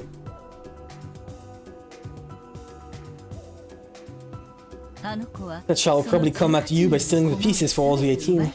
Also making an appearance as a 19th person who shouldn't exist. Or then you would be forced to accept that your opponent is a witch. After all, Now that the intimidation approach has failed, trying to force you to surrender by showing you magic, the only remaining option is a frontal attack. Perfect. Bluffing won't work anymore. Be careful. Deception is what witches are best at. No matter what your opponent says or shows you, you will not be able to threaten the truth that you believe in. Don't forget that. Sure. As if I'd fall for the same moves over and over. Come on now, Beatrice. Let's get started. I'm already seated at the table of the contest. My turn is already complete. You think we would having Madame as a foe? It will not be easy, milady. Almost will be read thoroughly. I cannot. By now, teacher's moves are old-fashioned classics. There is nothing to fear. So, just what moves can you lay beyond the classics I taught you? I look forward to seeing Beatrice. Cackle, cackle, cackle, cackle. You okay with this, butler? Someone denies witches. Will you accept a witch as a strategist? Your stupid provocation is pointless. This is my advisor. No, my second. That doesn't change one bit. That is a fist fight between you and me. I understand. One as wobbly as yourself probably needs training wheels on his bicycle. As you like. Let us begin. It's your turn.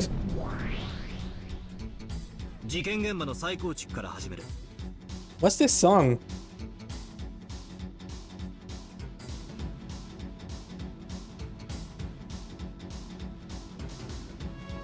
Let's hear it for a bit.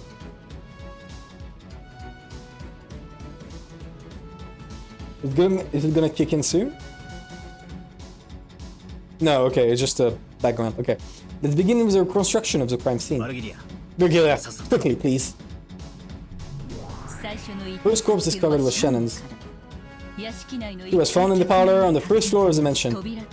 Doors and windows were locked, and a closed room was established. Beato, I need some details. Okay.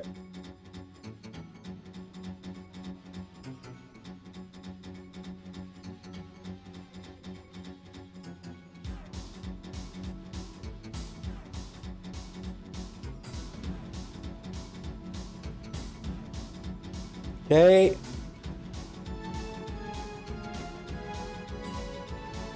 And I think the strategy here, right?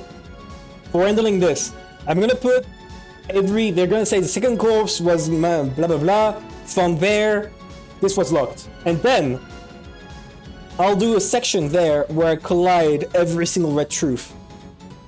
And then make another section like this, right? See what I mean?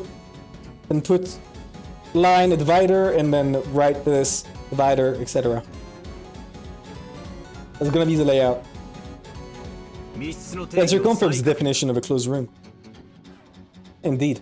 The enclosed room refers to a room where the inside and the outside are completely cut off from each other. Naturally, it will be impossible to even affect things across the boundary line, much less enter or escape across it. You did not say that in red. As well as you did not say.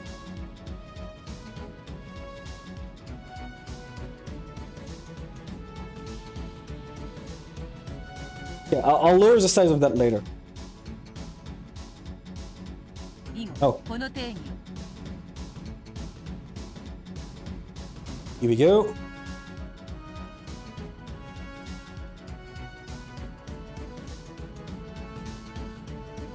Okay. This shall be referred to as Beatrice's closed room definition. Okay, that's massive.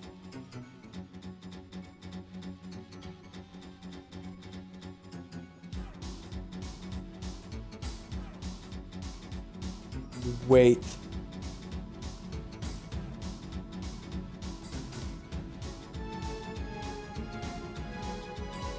Okay, here we go.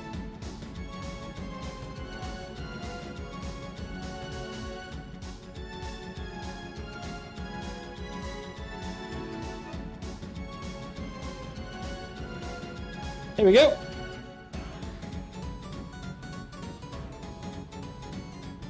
And finish your sentence. What did I add? Okay. Let's focus in a bit. How to define all possibility of intervention from the outside. I refer to all types of direct invasion from the outside, such as using a fishing line or a long thin rod. In conclusion, there are no gaps in doors and windows through which such tricks will work. Okay.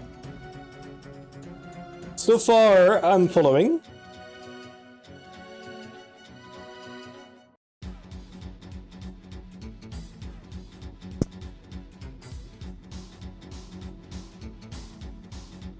Here we go. We're gonna move this.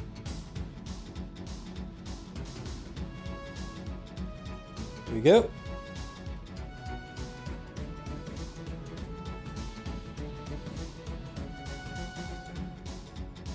I'm sorry, I'm organizing this a bit better.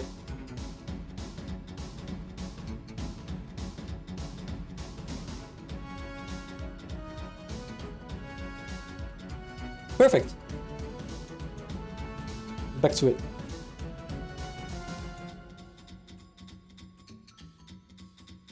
I wonder about that. Even if there wasn't a gap, you should be able to interfere with radio waves, like with a remote control, right? Yeah, that's what I'm thinking every time, right? When she says it's sealed and nothing can enter or exit, what about the mosquito, right? Mosquito could fit through the gap. Very well. I'll add to this definition that interference to radio waves and related methods of remote control shall be impossible. Oh! Oh, no!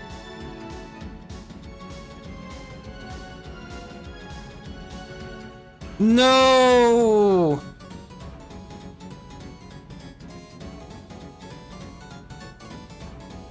Oh! No!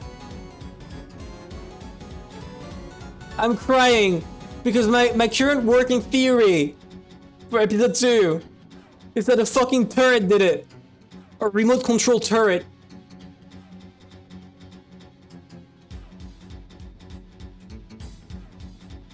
So this is completely fucked now.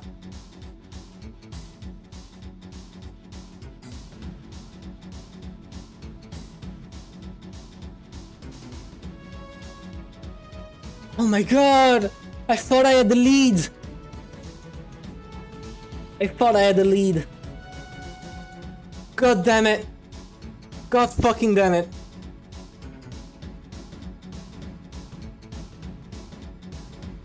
There's an extension telephone in the parlor. The device connected to that wouldn't count as remote control, right? Is the phone already unusable, are we not? Ah, whatever. I'll include that too. All direct and indirect methods of entering with the inside of the closed room.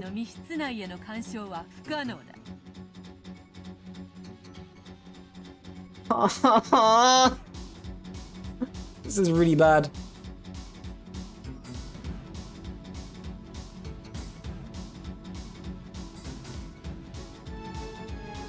This is really fucking bad.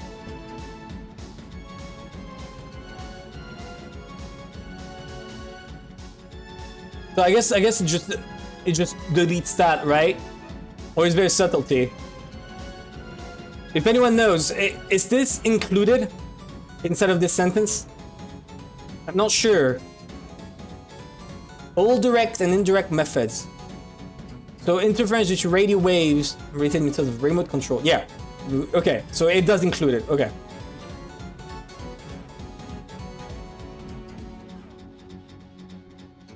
Wait, before that.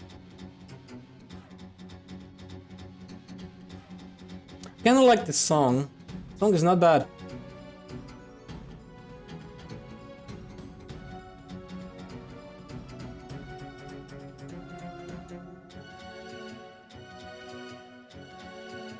Okay. Wait. Fucked it.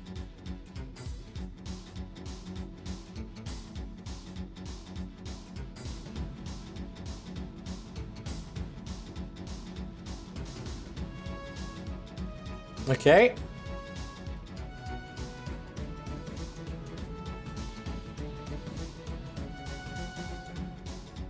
What about a voice or a knock? You should be able to interfere from the outside without someone entering the room, right? I mean, it's a closed room. It probably isn't impossible for someone to knock or call out. Closed room definition does not cover whether transmission of internet across a boundary is impossible or not. Okay. I'm really glad. Okay. Every complaint I had about episode 2, right, was that the definitions given were vague and ambiguous, right?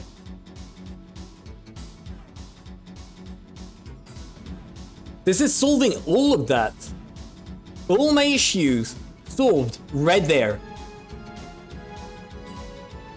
Thank you, Ryukishi, thank you.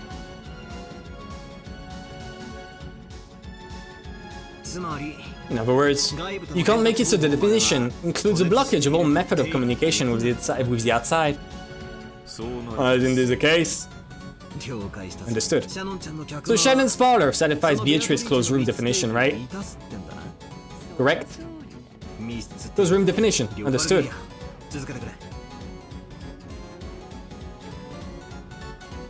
She did not say it in red. She did not say it in red. She did not say correct in red. That's pretty fucking important.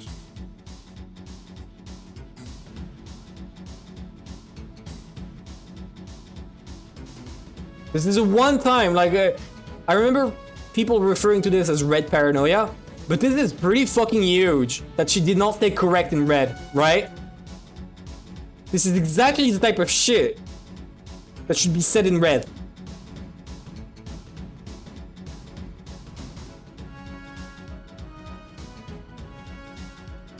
Right. I want to set it up perfectly. Here we go.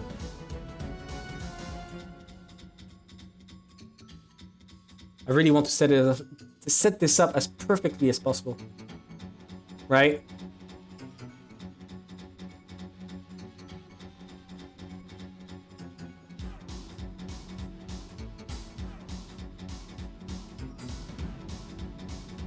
Give me a second.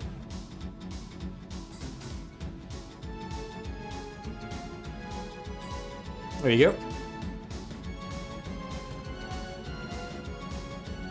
Okay.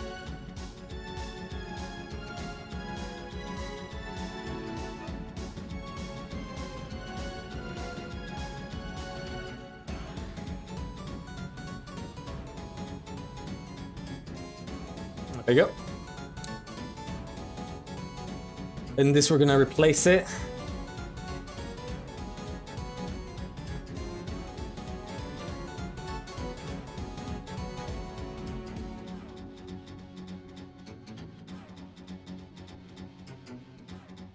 We're gonna write it close room. Here we go. Not said in red.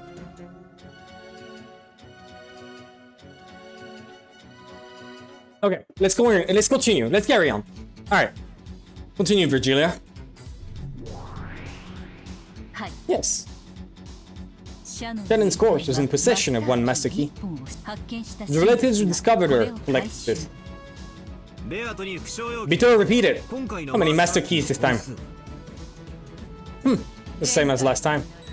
There are 5, 1 for each server. Yeah, so she did not forget to use red. The fact that she didn't use it was purposeful.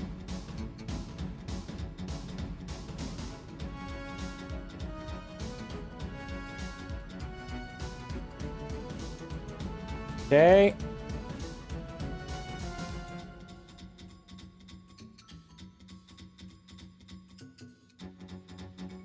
There we go. We lower this to like 70 to 80.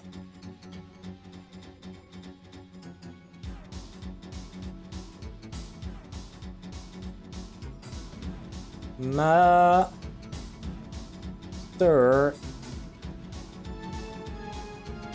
key. There we go. I'm sorry for not done everything, but like this is pretty important to solving the case, right? I think it's very important that I take my time for this. Which means this still is in a closed room. There are still 4 master keys left. It just means that after Shannon was murdered, one of the other 4 keys locked it. Correct? And it wasn't only a master key that wasn't found. Yes. Alongside the corpse, there was a western envelope with a family crest. Instead of the letter, the key to a guest room on the 2nd floor was inside it. Oh, I see how it is. I see how it's going to be.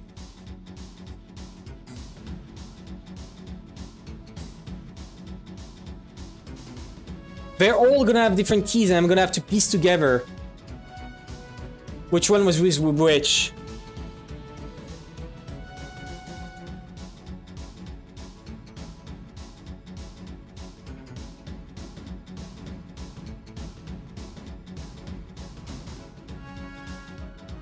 That's Kumasawa's room.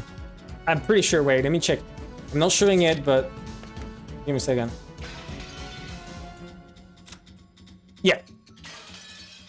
Kumasawa's room. Okay. So, and they found the master keys there.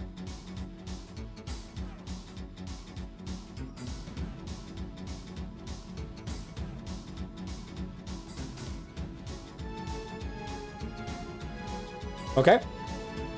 So far, that's fine. The key to a 2nd floor guest room. The only key over to the master key that can open the door to that 2nd floor guest room. Is that definition correct? Indeed, there is no problem. And unlike the master keys, only one of those exists. You did not say it in red! Beatrice! You need to say it in red. Battler, call it out. Please.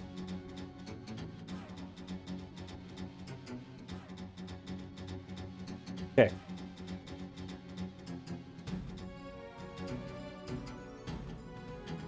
We're gonna lure it to like 50. It doesn't matter much.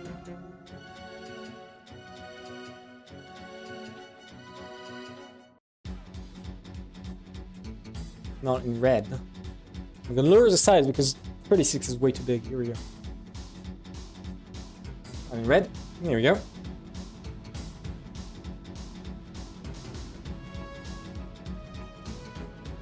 And unlike the master keys, only one of those exists. In other words, apart from my master keys, there will be only one key that can unlock certain rooms. Point it out! In other words, this is a message telling them to go to the 2nd floor guest room next. Important question, right? Is this, what's the word? Is this a mistranslation error? Did they actually not use red there in the original translation, in the original script? Because that felt pretty fucking important. In other words, this is a message telling them to go to the 2nd floor guest room, right? So, adults move to the 2nd floor guest room, right? Yes. The door to the 2nd floor guest room was locked and a magic circle was drawn on it. The relative unlocked it with a key that they had found near Shannon's corpse. Inside, Kumasawa's corpse was discovered. Give me a second.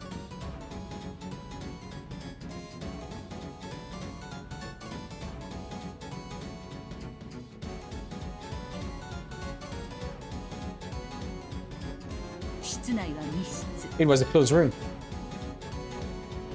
One that satisfies Beatrice's closed room definition.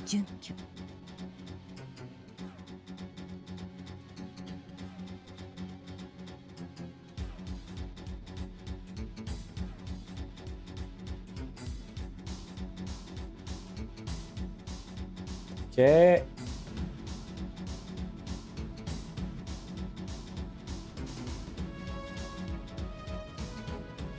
not red.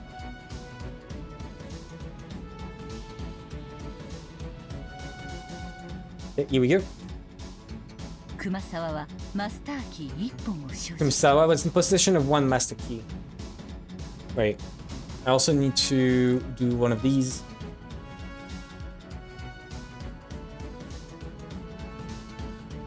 We're gonna go not set in red. Like this, right?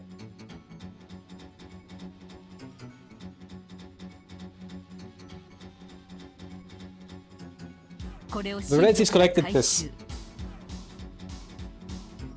And like in Shannon's case, there was a Western envelope discovered along earlier.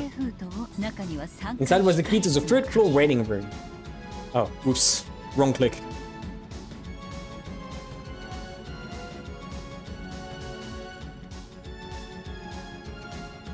We're gonna lower the size to like 70.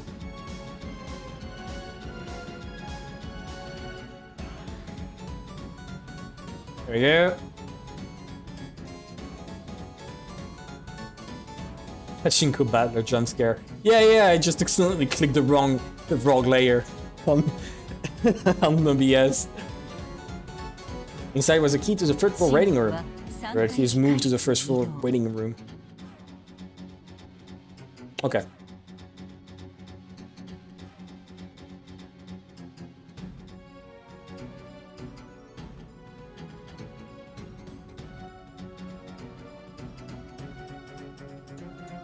The 3rd floor waiting room should be Goda, right? So we're gonna do... Let me check really quick. Why does it keep defaulting to her? Wait. Okay. The room next to the study. I'm checking just in case. Give me a second. Okay. So...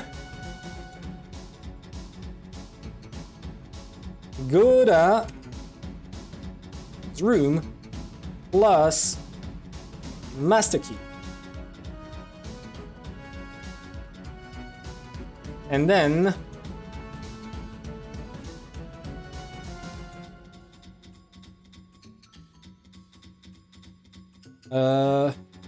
not said in red.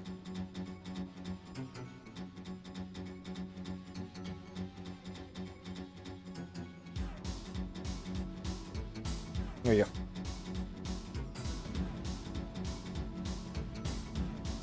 There was a magic circle on the door to the 3rd floor waiting room, and the door was locked? Yes. Inside the room, Goda's corpse was discovered. The room was a closed room. One that satisfies Beatrice's closed room definition. Are they not gonna declare anything in red? Or are we going to do it at the end? I'm assuming none of them are going to be in red.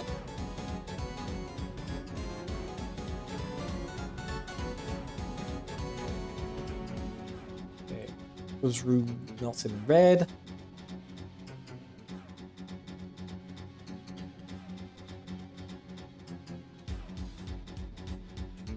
No more red. No red allowed. Yeah, no.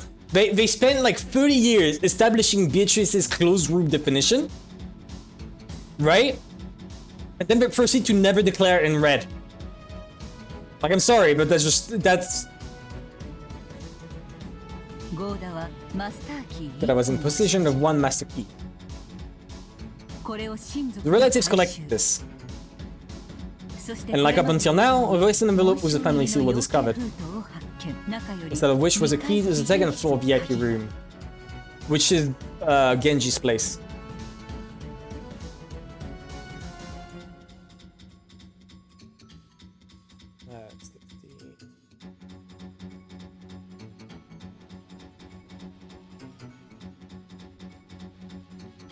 The relatives moved to the 2nd floor VIP room. Okay.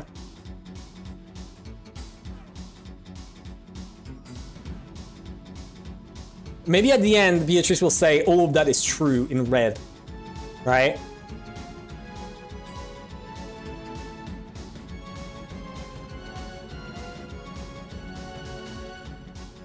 So, Genji room plus master key.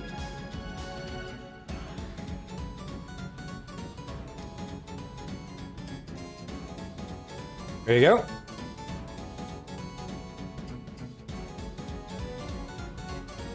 And also, not set in red.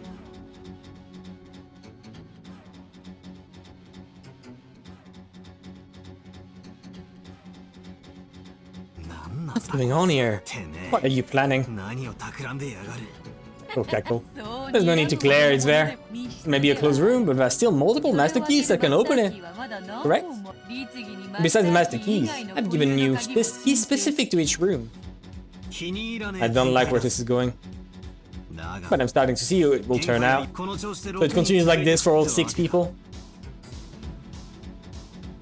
Yes, that is correct. So the scan flower VIP room, Genji's corpse was discovered. 1 master key was collected. The key to the underground boiler room was discovered. Okay.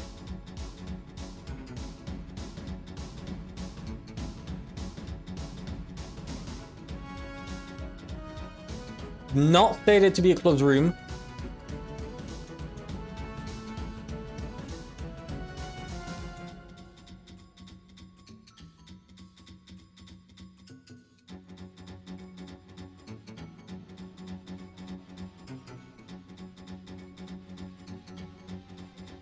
Here we go. Kinzo's room plus master key. Also, I'm gonna add disfigured.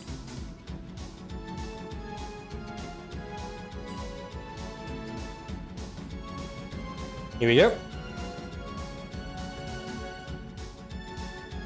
Inside the underground boiler room, Kinzo's corpse was discovered. The key to the chapel was discovered, and he did not have the master key. Okay. Because there are only 5. Makes sense.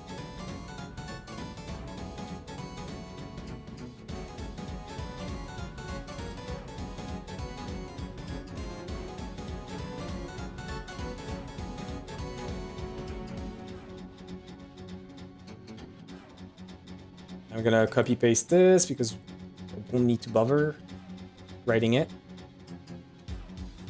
What? Okay. And then it's Cannon's room.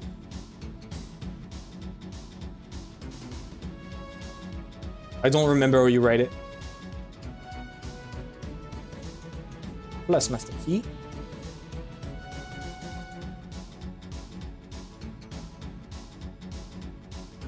And also I need to add this, right?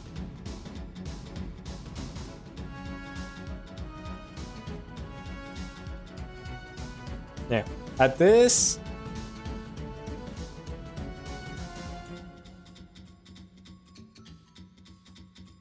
We move to the chapel. Inside the chapel, Cannon's corpse was discovered. 1 master key was collected. The key to the first floor boiler was discovered. Okay.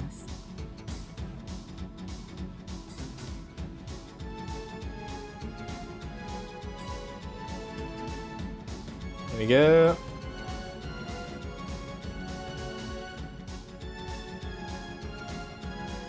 Also, wait, I'm stupid.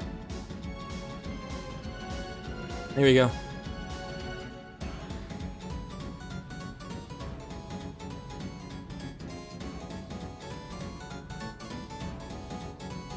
Okay. Shannon's room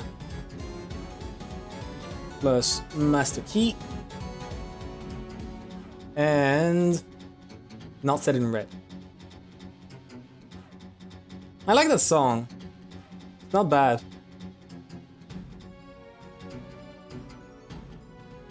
Okay, let's move on. An addendum. Along with the key to the chapel, the letter was enclosed in the western envelope found near Kinzo's corpse. Oh. The contents of the letter were as you saw. Whoever urged the relatives to solve the riddle of the epitaph. Okay.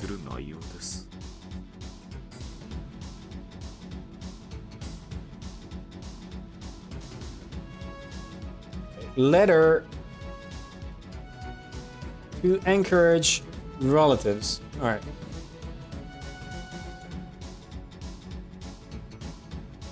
In that case, what's going on? If that last place where Ken was at the key to the very first room, the parlor, where Shannon was, that makes 6 closed rooms all tied together, right? That is correct. The 6 closed rooms are all tied together. The keys to unlock each one are all shut up inside their next room. In other words, the 6 closed rooms form one massive closed room, and all of the master keys as well as the individual room keys are shut up inside it. See? You used no red before. Furthermore, all of the doors and windows on 6 rooms are normal. No device exists which can unlock them without a key, which is an auto-lock. What do you think? It's beautiful, isn't it?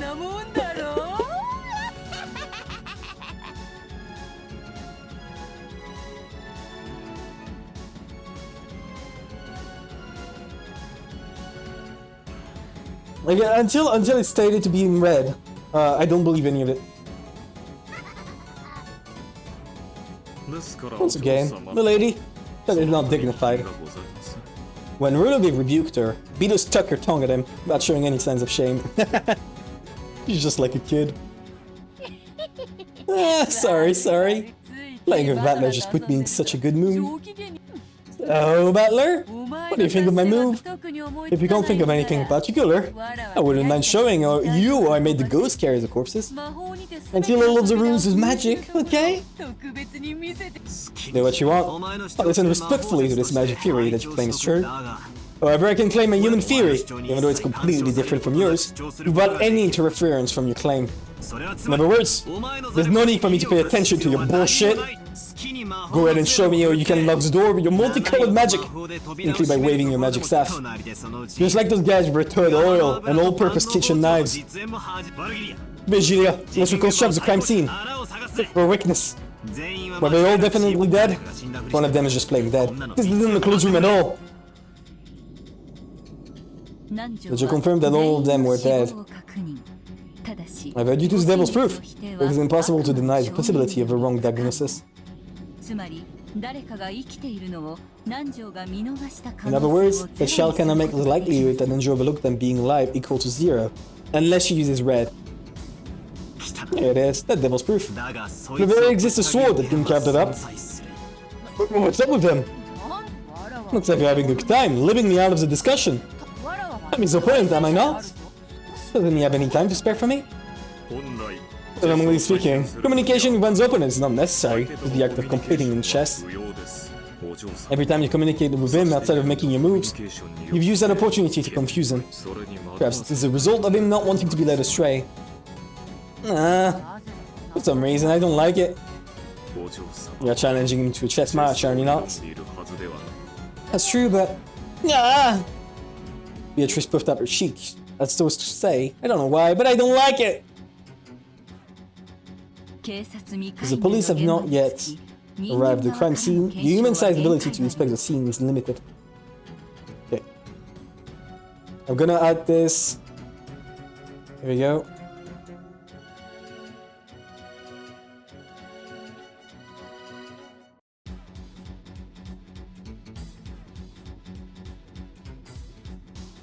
Okay. For a strict confirmation of death, I recommend that you have that child repeated in red. Yeah. Yeah, she's so upset. She's like a spoiled child. She has not grown up. That's all that Virgia is saying so far. Okay, that's well struck. Repeat it. The 6 victims are all dead. He looks so smug. Look at his face. He's smug as face. Milady, he has told you to repeat something in red, has he not? Hey, enough lazy ground. Do you refuse to repeat it?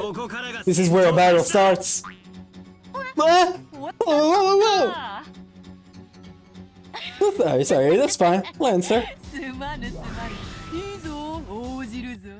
The 6 are all dead. Kinzo, Genji, Shannon, Kennen, Goda, and Kurosawa.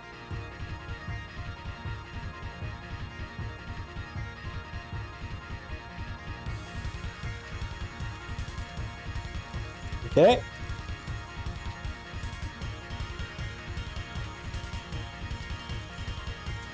Here we go.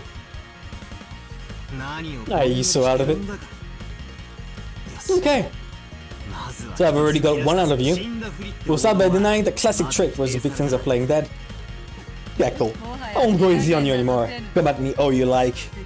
I'll slice them slantwise one after another. Then repeat this. No one is hiding in any of the 6 rooms. Let's say you deny the existence of people we're not aware of. Not answer. There is no one hiding in the 6 rooms.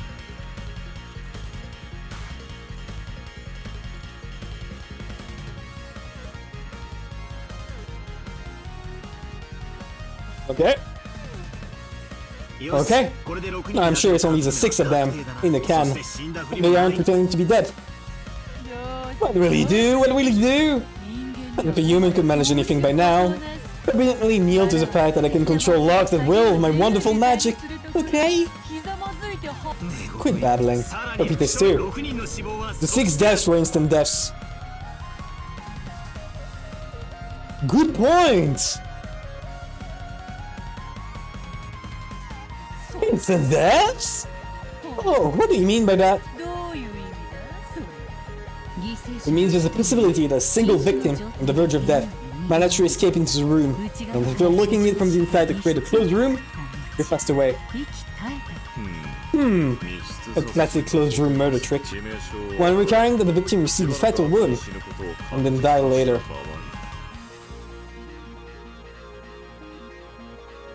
Could that be what happened in episode 2?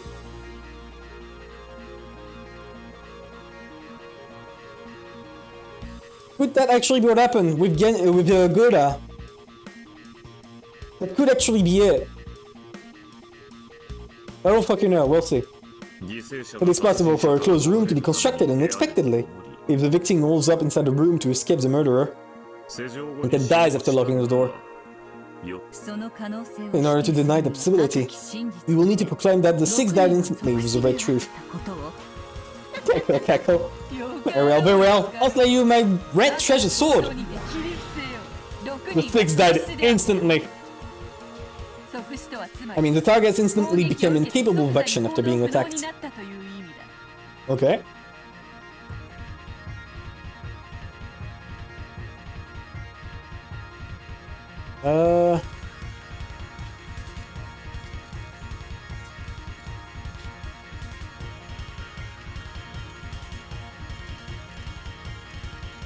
Here we go, give me a second.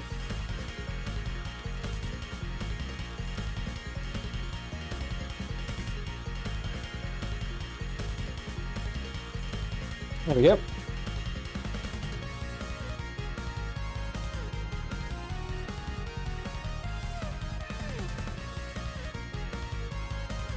Perfect.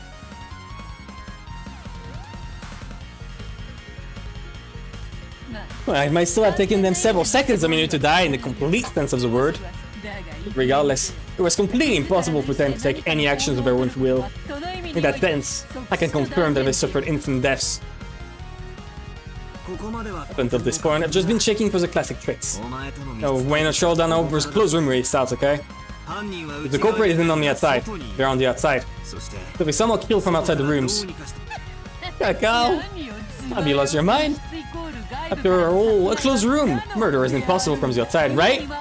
Right, only a magical murder would be possible. That's wrong. The right approach is, a murder really happened, it is in a closed room. No matter how much you try to trick me, this definitely is in a closed room. It's a sham that only looks like one. Whatever, Battler. Only the victims are inside the rooms, and no other people exist inside the rooms. And by Milady's closed room definition, remote murders from outside the room have been clearly denied, have they not? They haven't.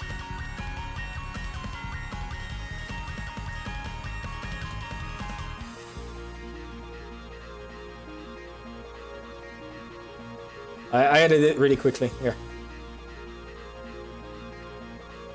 Wait.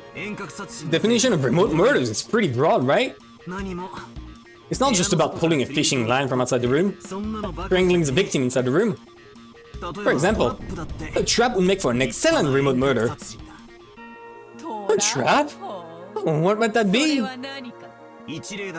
Just as an example, let's say they were instructed to enter rooms that somebody had picked out beforehand, and lock the doors from the inside to create the closed rooms themselves. A trap was set up in those rooms that they didn't know about, and that's what killed them. Oh, that doesn't tragic anything. There are no problems. It corresponds to the existing state. There are no problems on our side either. It does not conflict with Milady's closed room definition. What's with that stupid reasoning? Nothing suspicious what money leaves the rooms, right? What form did that trap have? Was it hidden? And how did it operate? Explain that for all 6 of them. In the parlor. Okay. I'm not gonna... Oh, you can't, can you? I refuse to counter that. There's no need for me to explain, and failing to do so doesn't damage my claim. What did you say? Beatrice, it's a devil's proof. The fact that he cannot explain the nature of the trap does not, in itself, deny the existence of such a trap. Well done. Follow the bearing. Wonderful move. I'm getting completely used to this. Did you murder trap X that we couldn't find? It'd be possible to establish the clone murder. Did I check with the right truth? The 6 were not killed by traps. Okay.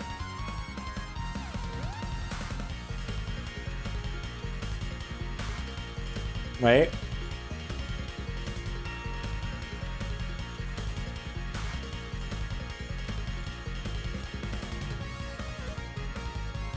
Here we go.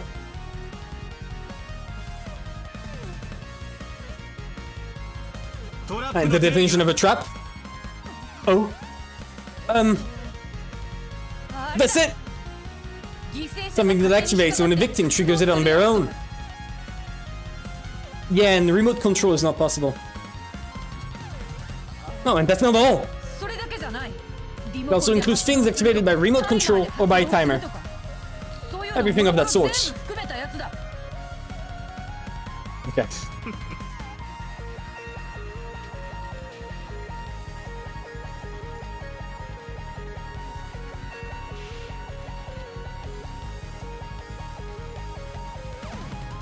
Okay.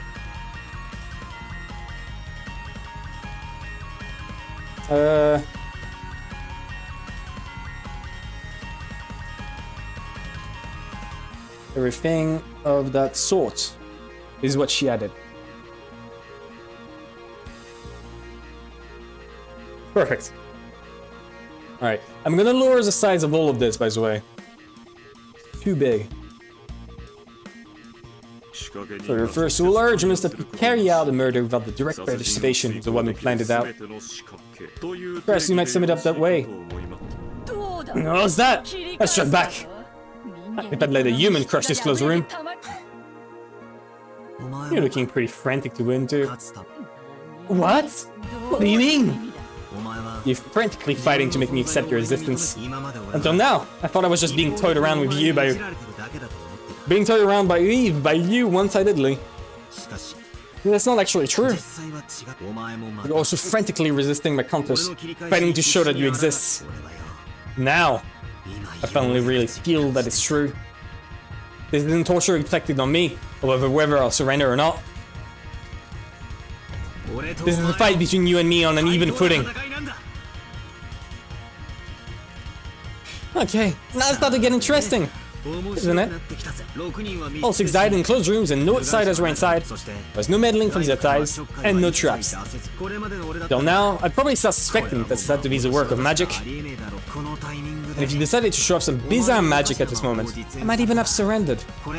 Is that favorite strategy of yours? You intercept all my moves and in the moment of exhausted options that fall to my knees. When my heart's barriers are weakest, you show off some strange magic and take the game all at once.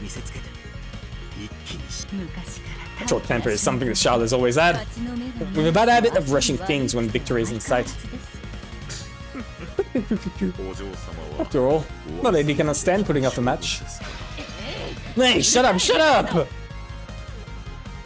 He's being bullied by her own servant. You bet this turn, right? I finished off that trap piece you advanced.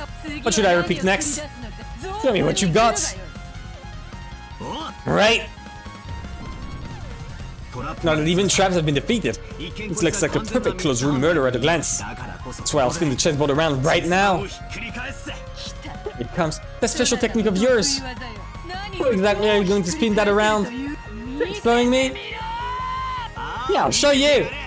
I don't need to think about 6 people could be killed inside closed rooms from the outside. It's useless, it's useless.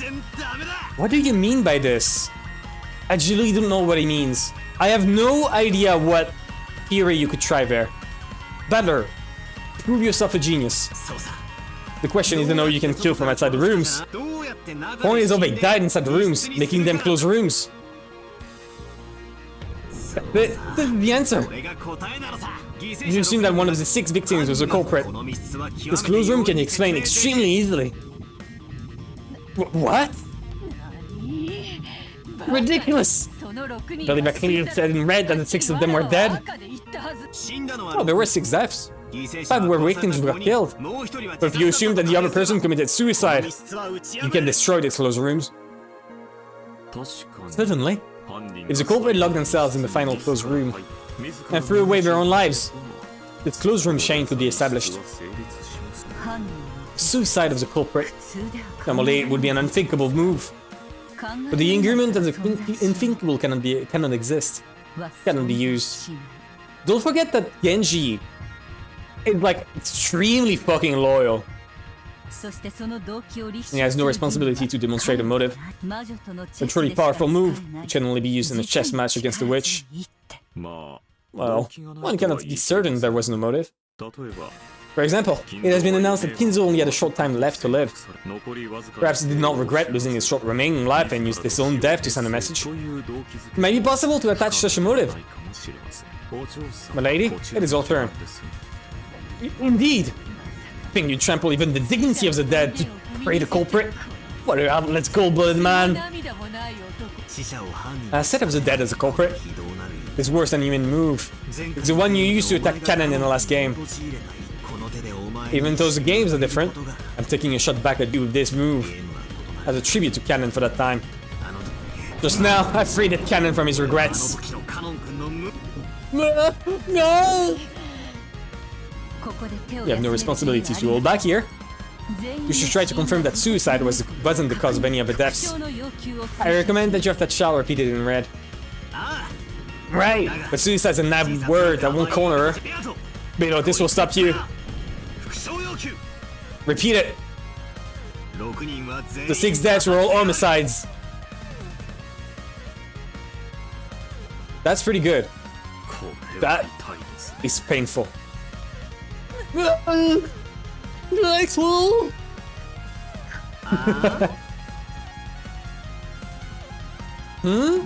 What's wrong? All 6 of them were killed, right? I'm just confirming that single premise we got from the very beginning, right? Can't you repeat it? I refuse. Pretty fucking good move. Good job, Battler. Actually good move.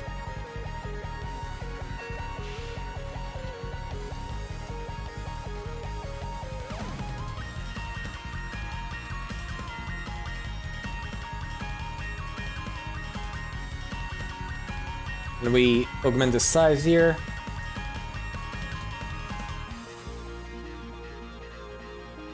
Okay. There's no reason in particular. You realize that refusing to repeat this thought is the same as resigning, right? Checkmate. One of the 6 was a culprit, and they plan to commit suicide after constructing the closed room. That's all. But wait! No, I'll say it, I'll say it! I'll use a red like you want. None of the 6 committed suicide. Yeah, but you didn't say homicides. Like it could have been an accident. As far as we're concerned, it could have been an accident.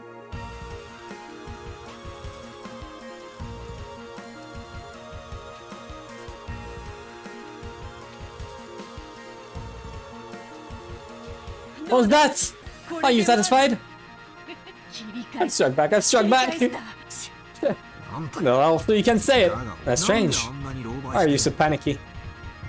It's your imagination. This time even I'm feeling the pressure. That's right, I don't have any leeway. Wait.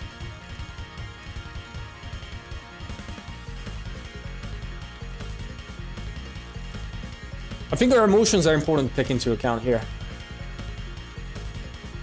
It no mind. The line you asked to that shout to repeat has been altered. Do not be fooled. Thank you, Virgilia. Ah! This seems not to have worked, milady. That's right! Naturally occurring boiler room accident. Yeah, it just slipped in there. Beatrice put a bandana peel on the floor and Kinzo just slipped onto it. Directly into fire. That's right, she didn't say the 6 deaths were all homicides. None of the 6 committed suicide. Which means one of them wasn't killed by someone else and didn't commit suicide. I've got it! This is the truth! Culprit X was hiding among the 6, murdered the other 5 and then set up a closed room. After that, they plan to escape from or hide in that room by some method. I'm noting that down because this is pretty good.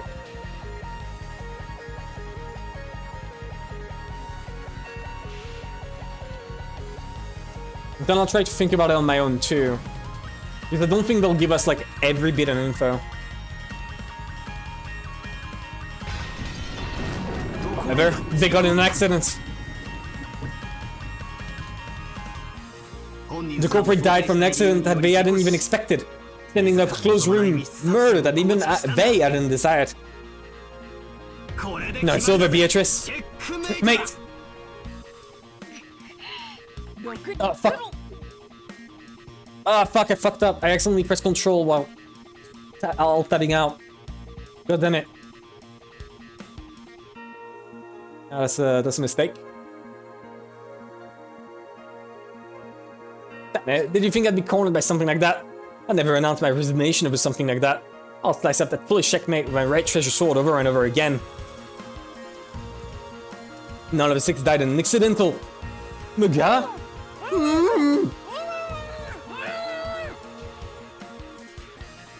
My apologies. We'll request some time to strategize. Please allow us a brief postponement on this matter. It's a fair request. Perhaps you should accept it. Sure, take a break. I've been giving those a lot lately. Now it's your turn to take one. Thank you very much. Come, Lee. This way. Yeah, your lawyer just like comes up behind you and silences you. Okay.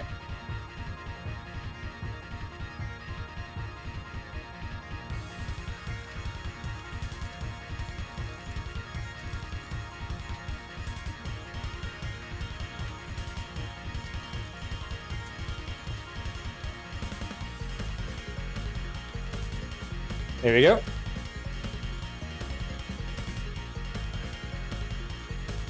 Not winning this case, yeah.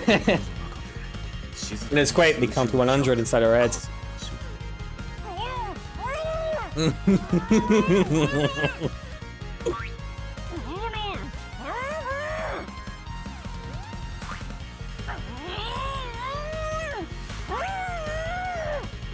The translation work on this is impeccable. Thank God for such accurate dialogue. Konobe quickly covered Bito's mouth with his hand as she grew thoroughly panicked and agitated, suspending the game. He pulled Bito away, supposedly to hold the strategy card for it.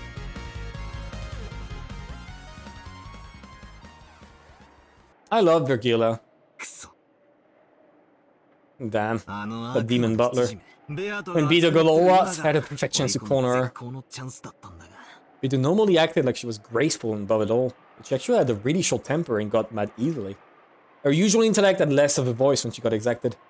Konobe certainly is thinking clearly. You probably gave your opponent some time to cool down. The child grew too stubborn to try to remove your check. Was about to easily let several large pieces go. After all, the first Twilight is only a skirmish. The correct move at that time would have been to withdraw. So what does it mean? Did I reach checkmate or didn't I? The child was about to say something in red. You probably wouldn't have reached checkmate yet.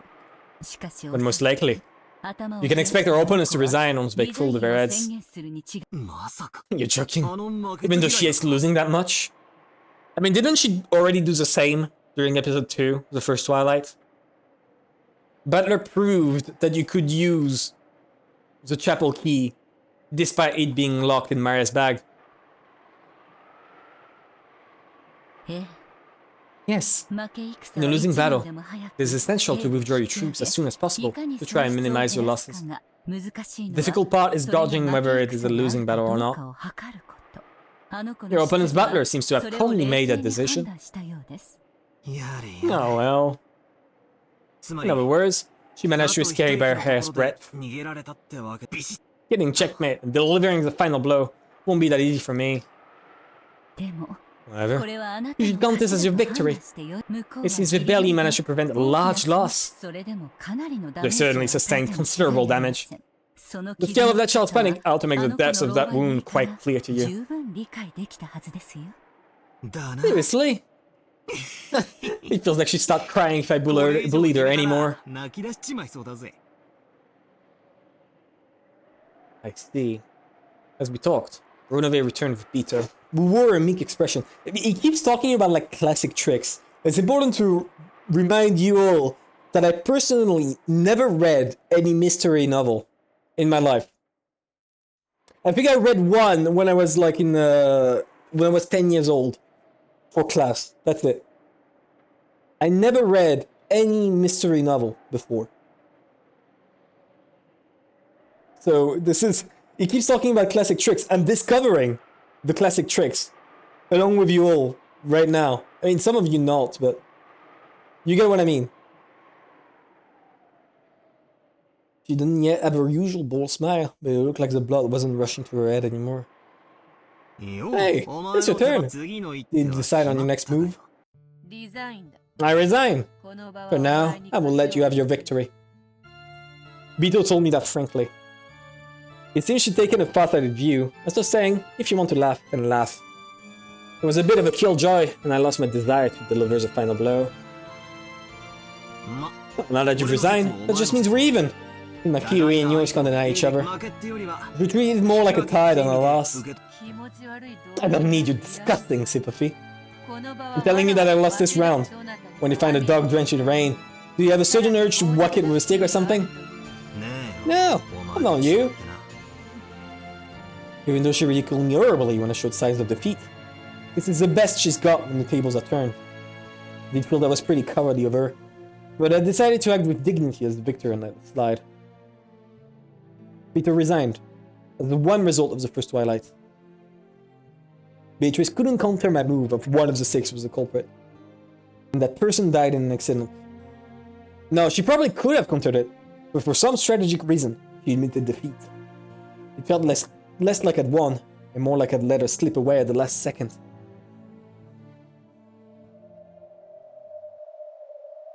Still pretty good. In a chess match with which battles can be fought solely with pieces known as X, which requires no detailed explanation. Thanks to the Devil's Proof, I could create as many strange fictions as I wanted, and use them as fighters in our argument. But that only works in a chess match with a witch. In our human world, you can't use such abstract theories to explain things. First Twilight was a shame, certainly may have been possible for a human. Vito was unable to deny all possibilities. However, I don't have a clue who committed the crime, or why, or how they actually did it. It seems strange to hear me saying this after I won. But for some reason, I felt like I'd have been more satisfied if Beatrice had been able to say definitely that it was impossible for humans. I managed to avoid specifics using an abstract piece called X. But I couldn't deny the sense that an eerie intent that must never be known was filling up this entire mansion. Chapter finished? Chapter finished. And we're gonna stop here for today, because my voice is dying. Okay. We were at 9.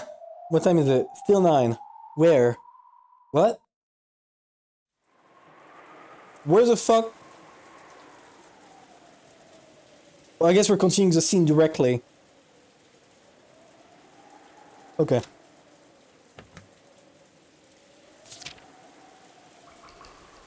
There we go. We're gonna exit for now. People back. I know that episode 3 has the most words out of any episode, which I think makes sense.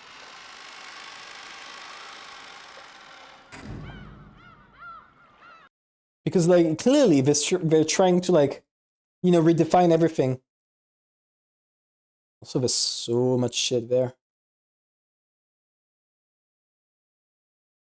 I don't know if I should lower the size of all this.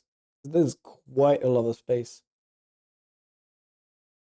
I'm gonna lower it to like 80, I think. Yeah.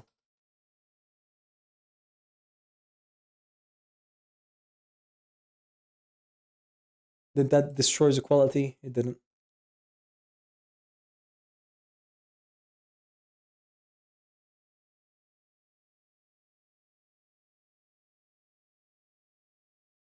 Okay. As I said, they didn't. There's a lot of things they did not state in red.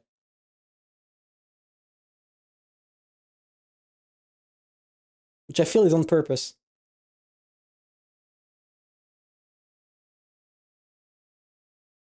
Wait, no, I fucked it up. I want to resize everything properly and then I stop, right?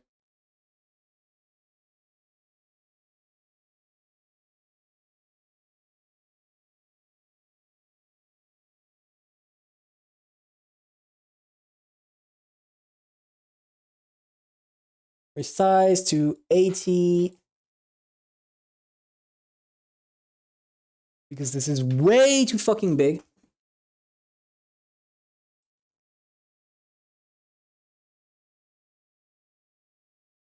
Right?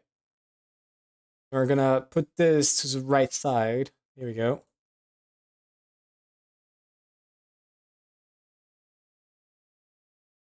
Okay, not enough space.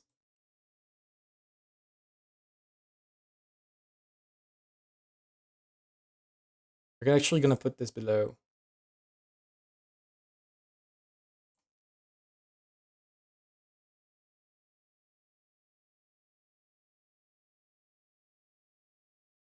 No, I'm not. I wanted to put a box that indicated it's first Twilight, but there's no guarantee of that so far. Also, there's a big chance that paint starts crashing. We're already on 16 megabytes for this chart. I'm recording so much fucking info that it might actually run out of space. Oh well. There we go. We save. I'll need to look up at what point paint like risks a crash. This is pretty important. Okay. We're stopping here for tonight. Thank you everyone for coming. I hope you all have a good evening, morning, anything that you want, anything that you like, everything ever. Bye bye everyone. Here we go.